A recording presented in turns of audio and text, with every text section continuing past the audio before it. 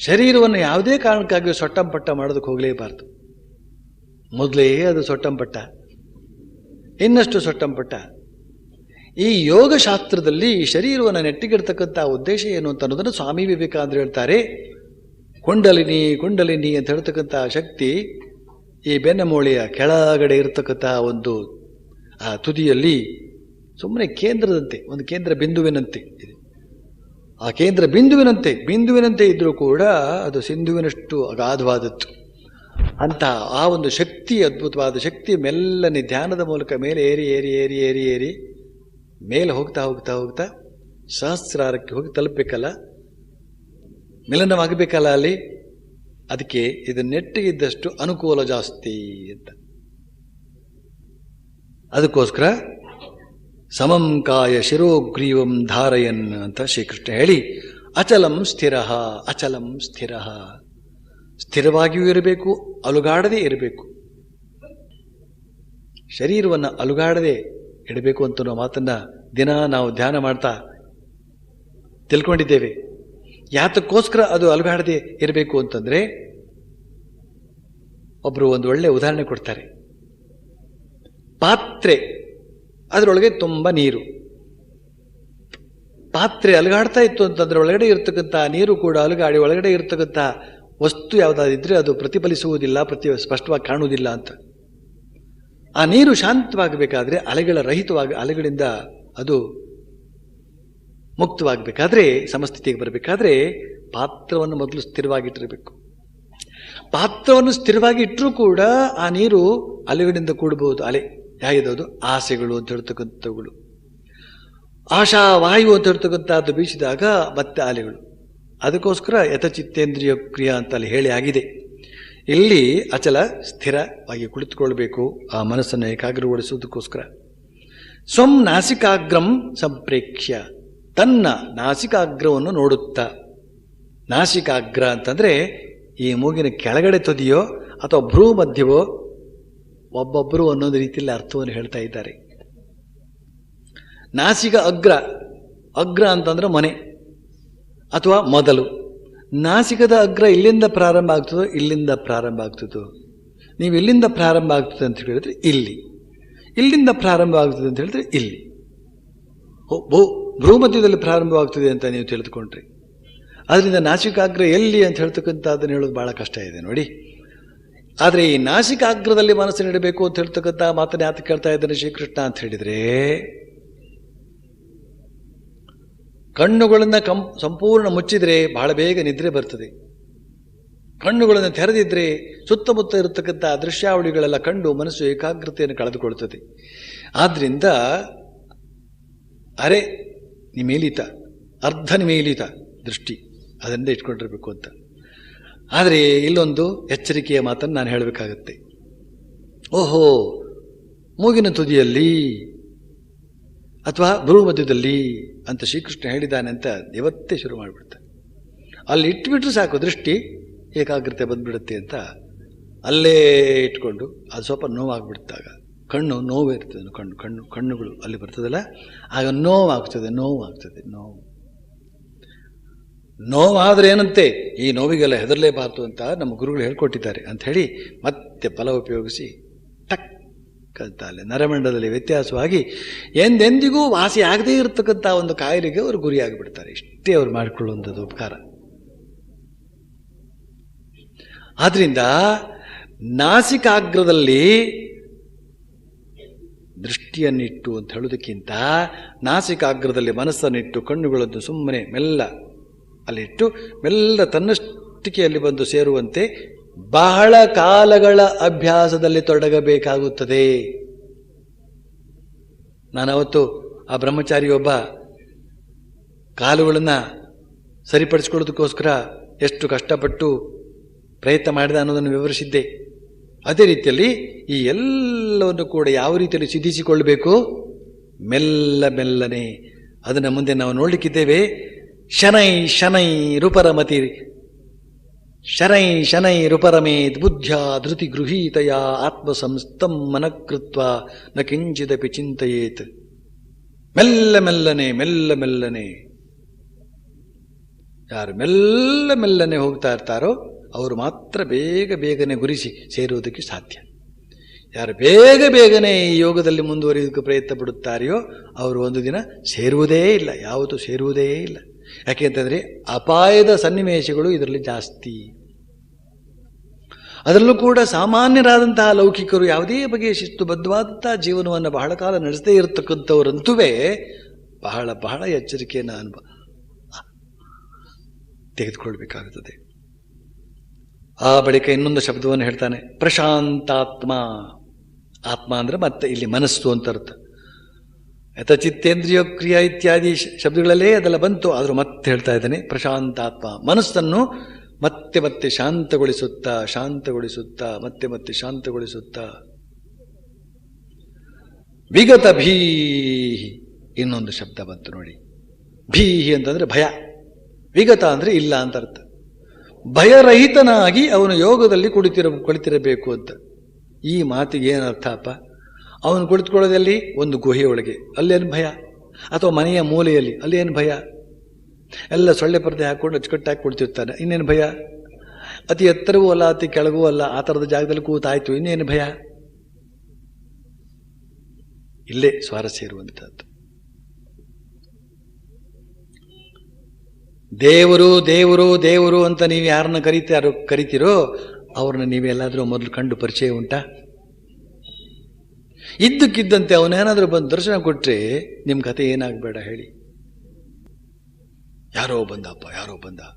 ಸ್ವಾಮಿ ವಿವೇಕಾನಂದರು ಬುದ್ಧನ ದೃಶ್ಯವನ್ನು ಕಂಡು ಬುದ್ಧ ಅವನ ದರ್ಶನ ಕೊಡ್ತಾರೆ. ಒಂದಾನೊಂದು ಇನ್ನೂ ಯುವಕ ಆಗಿದ್ದ ಸಂದರ್ಭದಲ್ಲಿ ಹೀಗೆ ಅವರು ಅಧ್ಯಯನ ಮಾಡಿಸೋ ಸಂದರ್ಭದಲ್ಲಿ ಈ ಬುದ್ಧ ತಾನಾಗಿ ಒಂದು ದರ್ಶನ ಕೊಡ್ತಾನೆ. ಸ್ವಾಮಿ ವಿವೇಕಾನಂದರು ಹೆದರಿಬಿಟ್ರು.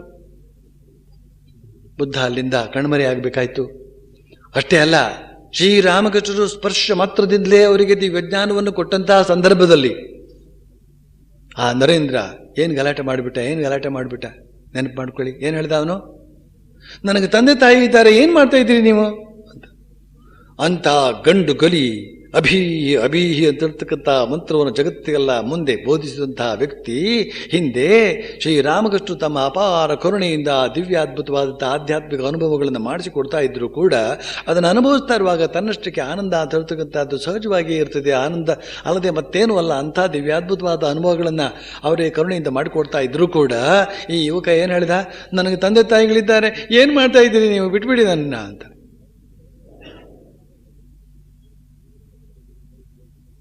ಶ್ರೀರಾಮಕೃಷ್ಣರು ಒಬ್ಬರೇ ಯಾವುದೇ ಬಗೆಯ ಭೀತಿಯೂ ಇಲ್ಲದೆ ಆ ದಕ್ಷಿಣೇಶ್ವರದ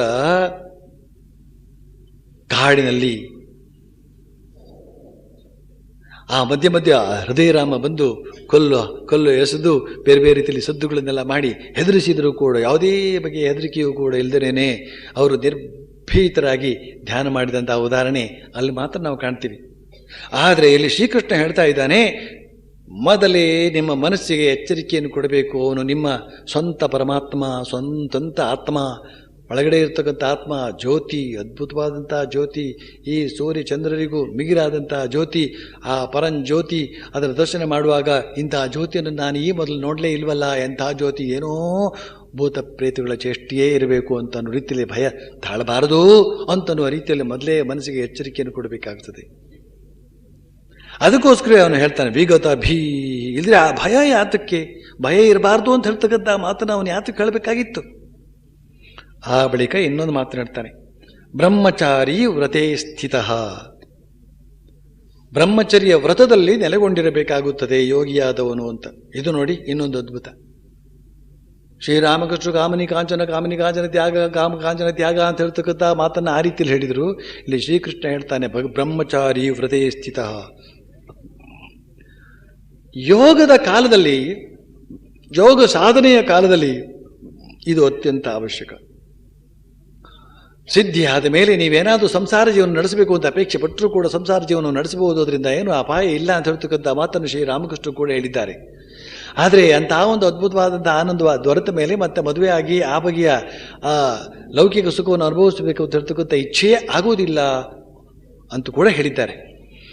ಆದರೆ ಯೋಗ ಕಾಲದಲ್ಲಿ ಯೋಗವನ್ನು ಅಭ್ಯಾಸ ಮಾಡ್ತಕ್ಕಂಥ ಸಂದರ್ಭದಲ್ಲಿ ಈ ಬ್ರಹ್ಮಚರ್ಯದಲ್ಲಿ ನೆಲೆ ನಿಲ್ತಕ್ಕಂಥದ್ದು ಅತ್ಯಂತ ಅವಶ್ಯಕ ಅಂತ ಹೇಳ್ತಕ್ಕಂಥ ಮಾತನ್ನು ಅರ್ಥಕೊಳ್ಬೇಕಾದ್ರೆ ಈ ರಾಕ್ಷಸರು ದಾನವರು ರಾಕ್ಷಸರು ಅಂತಿದ್ದಾರಲ್ಲ, ಅವರೆಲ್ಲ ಸಾಧನೆಗಿಳಿದಂಥ ಸಂದರ್ಭ ನಿಮಗೆಲ್ಲ ಪುರಾಣದಲ್ಲಿ ತಿಳಿದಿದೆ. ರಾವಣ ಧ್ಯಾನ ಮಾಡಿದಾಗ, ಹಿರಣ್ಯಕಶಿಪು ಧ್ಯಾನ ಮಾಡಿದಂಥ ಸಂದರ್ಭದಲ್ಲಿ, ಸಾಧನೆಗೆ ತೊಡಗಿದ ಸಂದರ್ಭದಲ್ಲಿ ಅಖಂಡ ಬ್ರಹ್ಮಚರ್ಯದಲ್ಲಿ ಇದ್ದವರೆಲ್ಲ ರಾಕ್ಷಸರು ಅಂತ ಹೇಳಿದ್ರೆ ತಾಮಸಿಕವಾದಂಥ ಇಚ್ಛಾಶಕ್ತಿ ಅವರಲ್ಲಿ ಇರ್ತಾ ಇತ್ತು. ದುಷ್ಟ ಕಾರ್ಯಕ್ಕಾಗಿ ಆದರೂ ಕೂಡ ಅವರು ಬ್ರಹ್ಮಚರ್ಯವನ್ನು ಅಚ್ಚುಕಟ್ಟಾಗಿ ಪರಿಪಾಲನೆ ಮಾಡಿದಂಥವ್ರು, ಅಂತ ತೀವ್ರವಾದಂಥ ಅನಿಷ್ಠೆ ಅವರಲ್ಲೂ ಕೂಡ ಇರ್ತಾ ಇತ್ತು.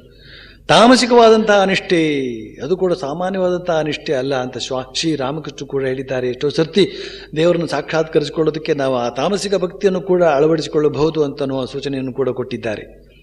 ಅಂತೂ ಅಂಥ ರಾಕ್ಷಸ ವರ್ಗವೇ, ದಾನವ ವರ್ಗವೇ ಸಾಧನೆಗೆ ತೊಡಗಿದಾಗ ಬ್ರಹ್ಮಚರ್ಯ ದೀಕ್ಷೆಯನ್ನು ಅವರು ಹಾಕಿಕೊಂಡು ಪರಿಪಾಲಿಸಿದ್ದಾರೆ. ಆ ಬ್ರಹ್ಮಚರ್ಯ ದೀಕ್ಷೆಯ ಪರಿಣಾಮವಾಗಿ ಬೇಕಾದಂಥ ವರಗಳನ್ನು ಪಡೆದುಕೊಂಡು ಅದೆಲ್ಲ ಸಿದ್ಧಿಗೆ ಸೇರಿದಂಥ ಮಾತು. ಸಿದ್ಧಿ ಅದು ತತ್ವ ಸಾಕ್ಷಾತ್ಕಾರವಲ್ಲ, ಅದು ಕೇವಲ ಸಿದ್ಧಿ. ಆ ಸಿದ್ಧಿ ಎಂದೆಂದಿಗೂ ಕೂಡ ನಮ್ಮನ್ನು ಅಪಾಯಕ್ಕೆ ಸಿಕ್ಕಿಸುವಂಥದ್ದು ಅಂತ ಹೇಳೋದನ್ನ ಅವರ ಜೀವನದ ಮೂಲಕವೇ ನಾವು ತಿಳಿದುಕೊಳ್ತೇವೆ, ಅದು ಬೇರೆ ವಿಚಾರ. ಆದರೆ ಇಲ್ಲಿ ನಾವು ಸಂಕಲ್ಪ ಯಾವ ಮಾಡಿರ್ತೇವೆ, ಸಾಕ್ಷಾತ್ಕಾರವೇ ಆಗಬೇಕು, ಆತ್ಮ ಸಾಕ್ಷಾತ್ಕಾರವೇ ಆಗಬೇಕು. ಅದರ ನಡುವೆ ಬಂದು ಸಿಗ್ತಕ್ಕಂಥ ಯಾವ ಒಂದು ಪ್ರಲೋಭನೆಯೂ ಕೂಡ ನಮ್ಮ ಮನಸ್ಸನ್ನು ಆಕರ್ಷಿಸಬಾರದು ಅಂತ ಹೇಳ್ತಕ್ಕಂಥ ಒಂದು ಸಂಕಲ್ಪವನ್ನು ಮಾಡಿಕೊಳ್ಬೇಕು. ತನ್ನ ಮೂಲಕ ಬ್ರಹ್ಮಚರ್ಯ ದೀಕ್ಷೆಯಲ್ಲಿ ಅವನು ನಿರತನಾಗಿರಬೇಕು. ಮನಸ್ಸಂಯಮ್ಯ, ಮನಸ್ಸನ್ನು ಸಂಯಮಿಸಿಕೊಂಡು ಮಚ್ಚಿತ್ತೋ ಭೂತ್ವ, ಇನ್ನೊಂದು ಬಹಳ ಮುಖ್ಯವಾದಂಥ ಅಂಶ, ಮಚ್ಚಿತ್ತೋ ಭೂತ್ವ. ಇಡೀ ರಾಜಯೋಗ ಅಂತ ಹೇಳ್ತಕ್ಕಂಥ ಅದು ಆತ್ಮಧ್ಯಾನಕ್ಕೆ ಸಂಬಂಧಪಟ್ಟಂಥದ್ದು. ಇಲ್ಲಿ ಹೇಳ್ತಾ ಇದ್ದಾನೆ ಮಚ್ಚಿತ್ತೋ ಭೂತ್ವ ಅಂತಂದರೆ ನನ್ನಲ್ಲಿ ಮನಸ್ಸುಳ್ಳವನಾಗಿ ಅಂತ ನಾವು ಮಾತನ್ನು ಹೇಳ್ತಾ ಇದ್ದಾನೆ.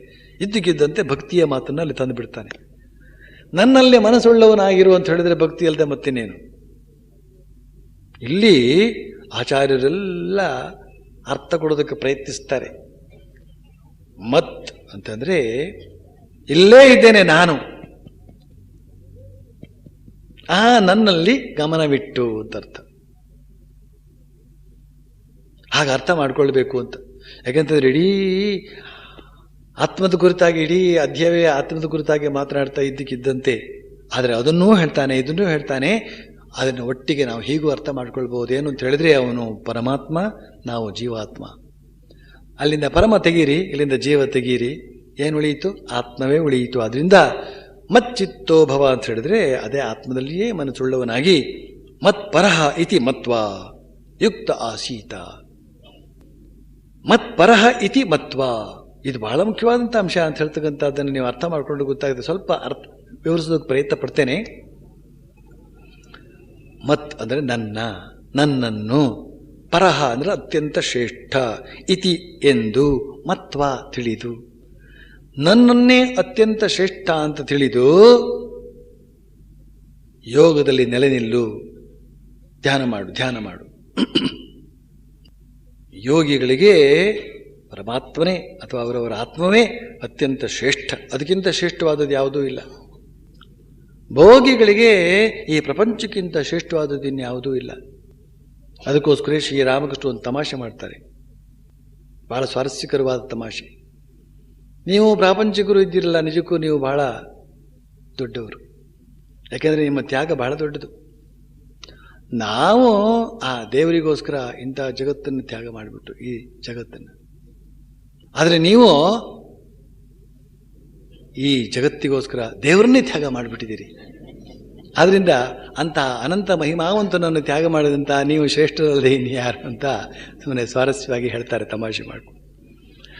ಇಲ್ಲಿ ಪರಮಾತ್ಮನನ್ನ, ಆ ಆತ್ಮನನ್ನ, ನಮ್ಮೊಳಗಡೆಯೇ ಇರ್ತಕ್ಕಂಥವನನ್ನ, ನಾನಿಲ್ಲೇ ಇದ್ದೇನೆ ಅಂತ ಹೇಳ್ತಕ್ಕಂಥ ಅವನನ್ನ ಶ್ರೇಷ್ಠ ಅಂತ ತಿಳಿದುಕೊಳ್ಬೇಕೆಂತಂದರೆ ಅವನೇ ಸರ್ವಶಕ್ತಿವಂತ, ಅವನೇ ಸರ್ವಜ್ಞ, ಅವನೇ ಸರ್ವವ್ಯಾಪಿ, ಅವನೇ ಪರಮ ಕರುಣಾಮಯ, ಸಕಲ ದಿವ್ಯ ಗುಣಗಳಿಂದ ಕೂಡಿರ್ತಕ್ಕಂಥವನು ಶ್ರೇಷ್ಠ ಅಲ್ಲದೆ ಮತ್ತಿನೇನು. ಈ ದೃಷ್ಟಿಯಿಂದ ಅವನನ್ನು ಶ್ರೇಷ್ಠ ಅಂತ ತಿಳಿದು ಯುಕ್ತ ಆಸೀತ, ಧ್ಯಾನ ಮಾಡು, ಕುಳಿತುಕೋ. ಆಸೀತ ಅಂದ್ರೆ ಕುಳಿತುಕೋ ಅಂತ ಅರ್ಥ. ಯೋಗಿಯಾಗಿ ಕುಳಿತುಕೋ, ಧ್ಯಾನ ಮಾಡ್ತಾ ಕುಳಿತುಕೋ ಅಂತ ಶ್ರೀ ಕೃಷ್ಣ ಹೇಳಿದಾನೆ. ಅದೇ ಪ್ರಕಾರ ನಾವು ಕೂಡ ಈಗ ಸ್ವಲ್ಪ ಹೊತ್ತು ಧ್ಯಾನ ಮಾಡೋಣ.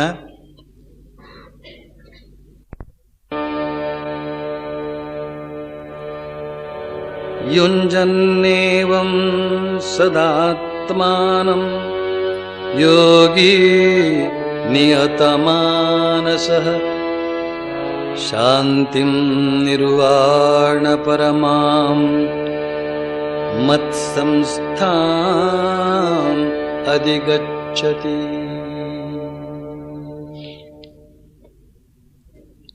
ಯುಂಜನ್ನೇವಂ ಸದಾತ್ಮಾನಂ ಯೋಗಿ ನಿಯತಮಾನಸಃ ಶಾಂತಿಂ ನಿರ್ವಾಣ ಪರಮಾಂ ಮತ್ಸಂಸ್ಥಾಂ ಅಧಿಗಚ್ಚತಿ. ಈ ಶ್ಲೋಕಗಳನ್ನೆಲ್ಲ ನಾನು ಹೇಳುವಾಗ ಹಾರ್ಮೋನಿಯಂ ಇಟ್ಕೊಂಡು ರಾಗವಾಗಿ ಸಾಮಾನ್ಯವಾದ ರಾಗ ಹಾಡ್ತಾ ಇದ್ದೇನೆ. ಶ್ಲೋಕವನ್ನು ಹಾಡುವುದೇ ಅದಕ್ಕೆ ಅಂತ ಕೇಳಿದರೆ ಉತ್ತರ ತಿಳ್ಕೊಳ್ಳಿ. ಇದು ಭಗವದ್ ಗೀತೆ, ಇದು ಭಗವದ್ ವಚನ ಅಲ್ಲ, ಇದು ಗೀತೆ. ಗೀತಾ ಸುಗೀತಾ ಕರ್ತವ್ಯ. ಚೆನ್ನಾಗಿ ಹಾಡಬೇಕು ಅದನ್ನು, ಅಂದರೆ ಪಾರಾಯಣ ಮಾಡಬೇಕು. ಇರಲಿ, ಈ ಶ್ಲೋಕದ ಅರ್ಥ ಏನು? ಮನಸ್ಸನ್ನು ಸಂಪೂರ್ಣ ಸ್ವಾಧೀನದಲ್ಲಿ ಇಟ್ಟುಕೊಂಡು ಹೀಗೆ ಯಾವಾಗಲೂ ಯೋಗಮಗ್ನನಾಗಿ ಇರುವ ಯೋಗಿಯು ಅತ್ಯಂತ ಶ್ರೇಷ್ಠನೂ ಅತ್ಯಂತ ಶ್ರೇಷ್ಠವೂ ದುಃಖ ದೂರವೂ ಮತ್ತು ನನ್ನಲ್ಲಿ ಇರುವಂಥದ್ದು ಆದ ಪರಮಶಾಂತಿಯನ್ನು ಪಡೆಯುವನು.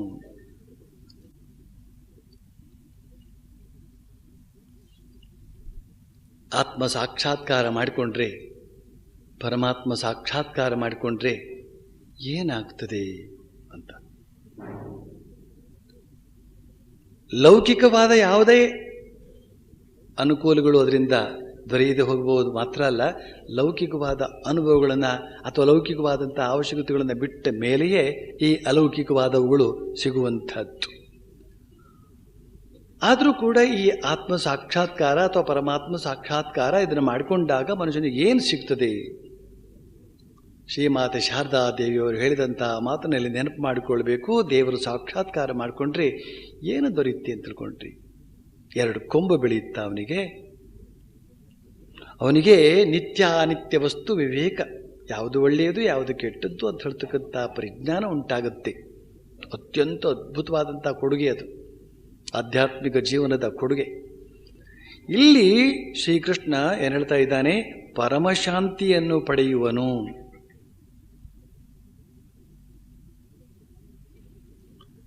ಈ ಪರಮಶಾಂತಿಯನ್ನು ಪಡೆಯುವನು ಅಂತ ಹೇಳ್ತಕ್ಕಂಥ ಮಾತನ್ನ ನಾವು ಮೊದಲು ನೆನಪಿಗೆ ತಂದುಕೊಳ್ಬೇಕು ಅಥವಾ ಗಮನಕ್ಕೆ ತೆಗೆದುಕೊಳ್ಬೇಕು. ಯಾತಕ್ಕೆ ಅಂತ ಹೇಳಿದರೆ, ಪ್ರಯೋಜನಂ ಅನುದ್ದೇಶ್ಯ ನ ಮಂದೋಪಿ ಪ್ರವರ್ತತೆ. ಪ್ರಯೋಜನ ಇತ್ತು ಅಂತ ಹೇಳಿದರೆ ಅದಕ್ಕಾಗಿ ಪ್ರಯತ್ನ ನಡೀತದೆ. ಈ ಮನಃಶಾಂತಿ ಅಂತ ಹೇಳ್ತಕ್ಕಂಥದ್ದು ಎಷ್ಟು ಅದ್ಭುತ ಅಂತ ಗೊತ್ತಾಗಬೇಕಾದ್ರೆ ಪ್ರತಿಯೊಬ್ಬರು ನಿಮ್ಮ ಮನಸ್ಸನ್ನೇ ನೀವು ಸಂಶೋಧಿಸಿ ಒಳಹೊಕ್ಕು ನೋಡಿದಾಗ ಗೊತ್ತಾಗ್ತದೆ. ಎಲ್ಲ ಇದೆ, ಅದು ಮಾತ್ರ ಇಲ್ಲ.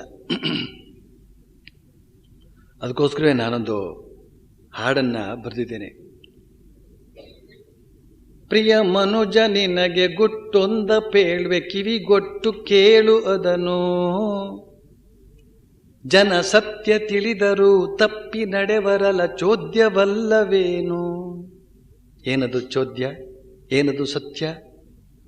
ತನುವು ಸ್ಥಿರವಲ್ಲ, ಮನವು ಸ್ಥಿರವಿಲ್ಲ, ಧನವು ಅತಿ ಚಂಚಲ. ಇಂಥ ಸ್ಥಿತಿಯಲು ಎಂಥ ಚತುರನು ಬೇಸ್ತು ಬೀಳುವನಲ್ಲ. ಹೇಗೆ ಬೇಸ್ತು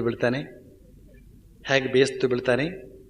ಜನರ ಜೀವನವ ತೆರೆದ ಹೃದಯದಿ ನೋಡಿ ಪರೀಕ್ಷಿಸೋಣ. ಎಷ್ಟು ದುಡಿದರು ಏನ ಪಡೆದರು ಶಾಂತಿ ಸೊನ್ನೆ ಕಾಣ.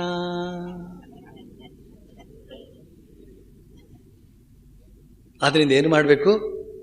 ಜಗದ ರೀತಿಯಲ್ಲಿ ನಡೆದ ಮನುಜನಿಗೆ ಸುಖವು ದಕ್ಕಲಿಲ್ಲ. ಜಗನ್ನಾಥನನ್ನು ನಂಬಿ ನೆನೆದವಗೆ ಇನ್ನು ದುಃಖವಿಲ್ಲ. ಇಲ್ಲಿ ಹೇಳ್ತಾ ಇದ್ದಾನೆ, ಅತ್ಯಂತ ಶ್ರೇಷ್ಠವೂ ದುಃಖ ದೂರವೂ ಮತ್ತು ನನ್ನಲ್ಲಿಯೇ ಇರುವಂಥದ್ದು ಆದ ಪರಮಶಾಂತಿಯನ್ನು ಪಡೆಯುವನು. ದುಃಖ ದೂರವು ಈ ಪರಮಶಾಂತಿ. ಶಾಂತಿ ಒಂದಿತ್ತು ಅಂತ ಹೇಳಿದ್ರೆ ಸುಖ ಇರುತ್ತೆ, ಸಂತೋಷ ಇರುತ್ತೆ. ಸಂತೋಷ ಇದು ದೊಡ್ಡ ಸಂಪತ್ತು. ಶಾಂತಿ ಇಲ್ಲದಿದ್ದರೆ ಆ ಸುಖ ಇರೋದಿಲ್ಲ. ಸುಖ ಇಲ್ಲದ ಮೇಲೆ ಮತ್ಯಾವ ಸಂಪತ್ತು? ಶಾಂತಿ ಇಲ್ಲದಿದ್ದ ಮೇಲೆ ಸಂತೋಷ ಇರೋದಿಲ್ಲ, ಮತ್ಯಾವ ಸಂಪತ್ತು? ಒಬ್ಬ ರಾಜನಿಗೆ ಎಲ್ಲ ಇತ್ತಂತೆ, ರಾಜನಿಗೆ ಏನಿರೋದಿಲ್ಲ ಇತ್ತಂತೆ, ಆದರೆ ಸಂತೋಷ ಇಲ್ಲ, ಶಾಂತಿ ಇಲ್ಲ, ಸಮಾಧಾನ ಇಲ್ಲ, ಸಂತೋಷ ಇಲ್ಲ. ಇದನ್ನು ಪಡ್ಕೊಳ್ಳೋದಕ್ಕೆ ಏನು ಮಾಡೋದು ಅಂತ ಎಲ್ಲ ಮಂತ್ರಿಗಳನ್ನು ಕೇಳಿದ, ಪುರೋಹಿತರನ್ನು ಕೇಳಿದ, ಪಂಡಿತರನ್ನು ಕೇಳಿದ, ಎಲ್ಲರನ್ನು ಕೇಳಿದ್ರು ಕೂಡ ಏನೇನೋ ಉತ್ತರವನ್ನು ಕೊಟ್ಟರು. ಶಾಂತಿ ಇಲ್ಲ ಇವನಿಗೆ. ಆ ಉತ್ತರದಿಂದಲೂ ಕೂಡ ಸಮಾಧಾನ ಇಲ್ಲ. ಕೊನೆಗೆ ಒಬ್ಬ ಮಂತ್ರಿ ಹೇಳಿದ್ದಂತೆ, ದಯವಿಟ್ಟು ಒಂದು ದೂತನ್ನು ಕಳಿಸಿ ಡಂಗುರ ಸಾರಿಸಿ ಯಾರು ಸಂತೋಷವಾಗಿದ್ದಾರೋ, ಈ ನಿನ್ನ ರಾಜ್ಯದಲ್ಲಿ ಯಾರು ಸಂತೋಷವಾಗಿದ್ದಾರೋ ಅವರ ಶರ್ಟನ್ನು ತಂದು ನೀನು ಹಾಕಿಕೊಂಡ್ರೆ ಖಂಡಿತವಾಗಿ ನೀನು ಸಂತೋಷವಾಗಿರ್ತೀಯ. ದೂತನ್ನು ನಟ್ಟಿದ. ಹಲವಾರು ಜನ ದೂತರು ಬರಿಗೈಲಿ ಸುಮ್ಮನೆ ವಾಪಸ್ ಬಂದರು. ಆದರೆ ಒಬ್ಬ ದೂತ ಮಾತ್ರ ಓಡಿ ಬಂದ. ಪ್ರಭು, ನಾನು ನೋಡಿದೆ, ಒಬ್ಬ ಮನುಷ್ಯ ತುಂಬ ಸಂತೋಷವಾಗಿದ್ದಾನೆ. ಅವನು ರಸ್ತೆಯಲ್ಲಿ ಎಲ್ಲಂದ್ರಲ್ಲೂ ಓಡಾಡ್ತಾ ಇರ್ತಾನೆ, ಆನಂದದಿಂದ ಇರ್ತಾನೆ, ಹಾಡ್ತಾ ಇರ್ತಾನೆ, ಎಲ್ಲಂದ್ರಲ್ಲಿ ಸಂಚಾರ ಮಾಡ್ತಾ ಇರ್ತಾನೆ. ಏನು ನೀನು ಹೇಳ್ತಿರೋದು? ಅಂಥವನೊಬ್ಬ ಇದ್ದಾನೆ ಅಂತ ಹೇಳಿದ ಮೇಲೆ ಕರ್ಕೊಂಡು ಬರೋದು ಬೇಡವೇನೋ, ಅಥವಾ ಅವನ ಶರ್ಟನ್ನು ತಗೊಂಡು ಬರೋದು ಬೇಡವೇನೋ ನೀನು ಅಂತ ರಾಜ ಹೇಳಿದ್ರೆ, ಆ ದೂತ ಹೇಳಿದಂತೆ, ಪ್ರಭು ಅವನಿಗೆ ಶರ್ಟೇ ಇಲ್ಲ. ಶರ್ಟು ಅಂತ ಹೇಳಿದ್ರೆ ನಿಮ್ಮ ಭೋಗ ಭಾಗ್ಯ ಅಂತ ಏನೇನಿದೆಯೋ ಅದು. ರಾಜತ್ವವೇ ಇರಬಹುದು, ಸಕಲ ಸಂಪತ್ತುಗಳು ಇರಬಹುದು, ಅದೇ ಶರ್ಟು ಅಂತ ಹೇಳಿದರೆ. ಅಂದರೆ ಶರ್ಟ್ ತೆಗೆದುಹಾಕಿದರೆ ಸಂತೋಷ ಬರುತ್ತೆ ಅಂತ ಹೀಗೆ ಅರ್ಥ ಅಲ್ಲ.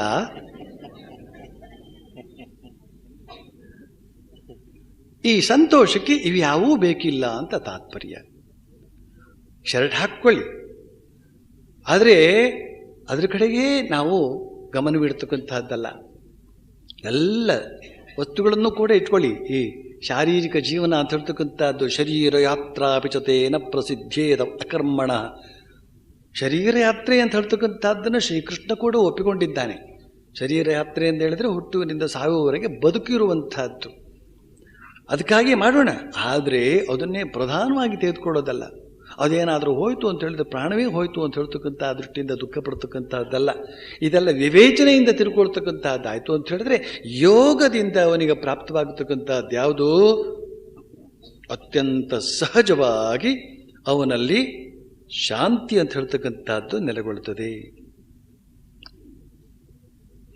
ಇಲ್ಲಿ ಕೂಡ ಯುಂಜನ್ನೇವಂ ಸದಾತ್ಮಾನಂ ಅಂತ ಸದಾ ಅಂತನೋ ಶಬ್ದವನ್ನು ಮತ್ತೆ ಉಚ್ಚರಿಸಿದ್ದಾನೆ ಶ್ರೀಕೃಷ್ಣ. ಸದಾ ಸದಾ ಸದಾ ಅಂತ ಹೇಳಿದ್ರೆ ಪ್ರತಿದಿನ, ನಿಯತ ಕಾಲದಲ್ಲಿ. ಶ್ರೀರಾಮಕೃಷ್ಣರು ಈ ಸತತ ಅಥವಾ ಸದಾ ಅಂತನ್ನುವ ಮಾತನ್ನು ಅರ್ಥಪಡಿಸೋದಕ್ಕೋಸ್ಕರ ಸದಾ ಭಗವದ್ ಧ್ಯಾನದಲ್ಲಿ ಇರಬೇಕು, ಸದಾ ಆತ್ಮಧ್ಯಾನದಲ್ಲಿ ಇರಬೇಕು ಅಂತ ಹೇಳ್ತಕ್ಕಂಥ ಅದನ್ನು ತಿಳಿಸೋದಕ್ಕೋಸ್ಕರ ಒಂದು ಉದಾಹರಣೆಯನ್ನು ಕೊಡ್ತಾರೆ. ಹಲ್ಲು ನೋವು, ಹಲ್ಲು ನೋವು, ಹಲ್ಲು ನೋವು ಅಂತ. ಹಲ್ಲು ನೋವು ಏನಾದರೂ ಶುರುವಾಯಿತು ಅಂತ ಹೇಳಿದರೆ ಬೆಳಗಿನಿಂದ ಸಂಜೆವರೆಗೆ ಮಾತ್ರ ಅಲ್ಲ, ರಾತ್ರಿ ಕೂಡ ಇರ್ತದೆ, ಮಧ್ಯೆ ಮಧ್ಯೆ ಎಬ್ಬಿಸಿಬಿಡ್ತದೆ. ಸಿನಿಮಾ ನೋಡುವಾಗಲೂ ಕೂಡ ಹಲ್ಲು ನೋವು ಹಾಗೇ ಇರ್ತದೆ. ಮೈಸೂರು ಪಾಕ್ ತಿನ್ನುವಾಗಲೂ ಕೂಡ ಆ ಕಡೆ ಸಿಹಿಯೂ ಇರ್ತದೆ, ಈ ಕಡೆ ನೋವು ಇರ್ತದೆ. ಆ ನೋವು ಹೇಗೆ ಸದಾ ನಮ್ಮ ಜೊತೆಲಿ ಇರ್ತದೋ, ಮೈಸೂರು ಪಾಕ್ ತಿಂದಾಗ ಒಳಗಡೆ ಹೋಯಿತು ಅಂತ ಹೇಳಿದ್ರೆ ಹೇಗೆ ಮರೆತು ಹೋಗುತ್ತೋ, ಈ ನೋವು ಅಂತ ಹೇಳ್ತಕ್ಕಂಥದ್ದು ಸದಾ ಹೇಗಿರ್ತದೋ ಆ ರೀತಿಯಲ್ಲಿ ಸ್ಮರಣೆ ಮಾಡಬೇಕು ಅಂತ. ಓಹೋ, ಭಗವಂತನ ಸ್ಮರಣೆ ಮಾಡಬೇಕು ಅಂದ್ರೆ ಅಷ್ಟು ನೋವಾಗುತ್ತೋ ಅಂತ ಹೀಗೆ ಕೇಳಬಾರ್ದು. ಈ ಉದಾಹರಣೆ ಕೊಡುವಾಗ ಇದೊಂದು ಕಷ್ಟ. ಶ್ರೀರಾಮಕೃಷ್ಣನು ಕೇಳಿದ್ರು, ಏನು ಸ್ವಾಮಿ ನೀವು ಈ ಥರ ಉದಾಹರಣೆ ಕೊಟ್ಟರಲ್ಲ, ಅದಕ್ಕೆ ಈ ಥರ ಅರ್ಥ ಬರುತ್ತಲ್ಲ ಅಂತ. ಅದಕ್ಕೆ ಶ್ರೀರಾಮಕೃಷ್ಣ ಹೇಳ್ತಾರೆ, ಉದಾಹರಣೆಯನ್ನ ಯಾವುದೋ ಒಂದು ವಿಚಾರವನ್ನು ತಿಳಿಸೋದಕ್ಕಾಗಿ ಮಾತ್ರ ಕೊಡಲಾಗ್ತದೆ ಹೊರತು ಪೂರ್ತಿಯಾಗಿ ಅದನ್ನು ತೆಗೆದುಕೊಳ್ಬಾರ್ದು, ಅಕ್ಷರಶಃ ಅದನ್ನು ತೆಗೆದುಕೊಳ್ಬಾರ್ದು ಅಂತ ಹೇಳ್ತಾ ಒಂದು ಉದಾಹರಣೆ ಕೊಡ್ತಾರೆ. ನೋಡು, ಈ ಮನುಷ್ಯ ಹುಲಿ ಕಣೋ ಹುಲಿ ಅಂತ. ಅವನು ಹುಲಿ ಅಂತ ಹೇಳಿದ್ರೆ ಅವನಿಗೇನು ಗಡಿಗೆಯಂತಹ ಮುಖ, ಹಲ್ಲುಗಳು, ಕೆಂಪು ಬಾಯಿ, ಅಗಲದ ಬಾಯಿ, ಈ ಥರದ್ದೆಲ್ಲ ಇದೆ ಅಂತ ಅರ್ಥನಾ? ಹುಲಿ ಅವನು ಅಂತ ಹೇಳಿದ್ರೆ ಹುಲಿ ಎಂಥ ಮನುಷ್ಯ, ಅಂತಹ ಪರಾಕ್ರಮ, ಅಂತ ಧೈರ್ಯ ಮಾತ್ರ ಇರಲಿಕ್ಕಿಲ್ಲ, ಗೊತ್ತಿಲ್ಲ, ಅಂತೂ ಅಂತಹ ಒಂದು ಶಕ್ತಿ ಇದೆ ಅವನ ಹತ್ರ ಅಂತ ಆ ರೀತಿಯಲ್ಲಿ ತೆಗೆದುಕೊಳ್ಬೇಕೇ ಹೊರತು ಆ ಮುಖ ಇಲ್ವಲ್ಲ, ಹುಲಿಯ ಮುಖ ಎಲ್ಲಿ ಕಾಣುವುದೇ ಇಲ್ವಲ್ಲ ಅಂತ ಆ ರೀತಿಯಲ್ಲಿ ಹೇಳಬಾರದು ಅಂತ. ಹಾಗೆ ಈ ಹಲ್ಲು ನೋವಿನ ಉದಾಹರಣೆ ಬಹಳ ಸೊಗಸಾದಂತಹ ಉದಾಹರಣೆ ಆತಕ್ಕೆ ಅಂತ ಹೇಳಿದ್ರೆ, ಏನೇ ಮಾಡ್ತಾ ಇರಲಿ ಹಲ್ಲು ನೋವು ಮಾತ್ರ ಹಾಗೇ ಇರ್ತದೆ. ಆಮೇಲೆ ಶ್ರೀರಾಮಕೃಷ್ಣರು ಪ್ರಿಯಕರನ ಮನಸ್ಸು ಹೇಗೆ ಸದಾ ತನ್ನ ಪ್ರೇಯಸಿಯಲ್ಲಿ ನೆಲೆಗೊಂಡಿರುತ್ತದೋ, ಆಫೀಸ್ನಲ್ಲಿ ಕೆಲಸ ಮಾಡ್ತಿರುವಾಗಲೂ ಕೂಡ ತನ್ನ ಪ್ರೇಯಸಿಯ ಕಡೆಗೆ ಮನಸ್ಸಿದ್ದು ಆಫೀಸ್ ಬಿಟ್ಟು ತಕ್ಷಣ ಹೇಗೆ ನೇರವಾಗಿ ಅವನು ಪ್ರೇಯಸಿಯ ಬಳಿಗೆ ಓಡ್ತಾ ಇರ್ತಾನೋ, ಅದೇ ರೀತಿಯಲ್ಲಿ ಎಲ್ಲ ಕೆಲಸ ಕಾರ್ಯಗಳ ನಡುವಲ್ಲೂ ಕೂಡ ಈ ಆತ್ಮಸ್ಮರಣೆ ಅಂತ ಹೇಳ್ತಕ್ಕಂಥದ್ದು ಇದ್ದು, ಯಾವಾಗ ಬಿಡುವು ಅಂತ ಹೇಳ್ತಕ್ಕಂಥದ್ದು ಉಂಟಾಗುತ್ತೋ ಆಗ ಸಂಪೂರ್ಣ ಅದರಲ್ಲೇ ಮಗ್ನರಾಗಿರಬೇಕು ಅಂತ ಹೇಳ್ತಕ್ಕಂಥ ಸೂಚನೆಯನ್ನು ಕೊಡ್ತಾರೆ ಶ್ರೀರಾಮಕೃಷ್ಣರು. ಹೀಗೆ ಈ ಪರಮ ಶಾಂತಿಯನ್ನು ಪಡೆಯೋದಕ್ಕೆ ಈ ಥರದ ಆತ್ಮಧ್ಯಾನದ ಕುರಿತ ಆತ್ಮಧ್ಯಾನವನ್ನು ಸದಾ ನಿರತವೂ ಮಾಡ್ಕೊಂಡು ಬರ್ತಾ ಇರಬೇಕು, ಅದ್ರ ಕಡೆಗೆ ಸದಾ ಗಮನ ಇರಬೇಕು ಅಂತ ಅನ್ನೋದನ್ನು ಶ್ರೀಕೃಷ್ಣ ಹೇಳಿ, ಮತ್ ಸಂಸ್ಥಾಂ ಶಾಂತಿಂ ಅಧಿಗಚ್ಚತಿ ಅಂತ ಹೇಳಿದ್ದಾನೆ. ಮತ್ ಸಂಸ್ಥಾಂ ಅಂದರೆ ನನ್ನಲ್ಲಿ ಇರುವಂತಹ ಆ ಶಾಂತಿಯನ್ನು ಈ ಯೋಗಿ ಪಡೆಯುತ್ತಾನೆ ಅಂತ. ಆತ್ಮದಲ್ಲಿ ಧ್ಯಾನ ಮಾಡು, ನನ್ನಲ್ಲಿ ಇರತಕ್ಕಂಥ ಶಾಂತಿ ನಿನಗೆ ದೊರಕುತ್ತದೆ ಅಂತನೂ ಮಾತಿಗೇನು ಅರ್ಥ ಇದೆ. ಆದರೆ ಸ್ವಾಮಿ ಯತೀಶ್ವರಾಂತಿಜಿಯವರು ಮೆಡಿಟೇಷನ್ ಆ್ಯಂಡ್ ಸ್ಪಿರಿಚುವಲ್ ಲೈಫ್ ಇರ್ತಕ್ಕಂಥ ಪುಸ್ತಕದಲ್ಲಿ ಬರೀತಾರೆ, he is our soul of our souls ಅಂತ. ಅವನು ಪರಮಾತ್ಮ ನಮ್ಮ ಆತ್ಮದ ಆತ್ಮ, ನಮ್ಮ ಆತ್ಮದ ಆತ್ಮ ಅಂತ ತಿಳಿದಾಗ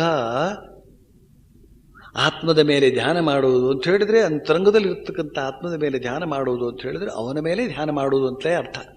ಮತ್ತು ಅವನ ಪ್ರಾಪ್ತಿಯಾದಾಗ ಅವನಲ್ಲಿರ್ತಕ್ಕಂಥ ಶಾಂತಿ ಅಂತ ಹೇಳ್ತಕ್ಕಂಥದ್ದು ನಮ್ಮಲ್ಲಿ ಓತಪ್ರೋತವಾಗ್ತದೆ. ನಾವು ಪ್ರತಿಯೊಂದು ಕ್ಷಣದಲ್ಲೂ ಕೂಡ ಶಾಂತರಾಗಿರ್ತೇವೆ.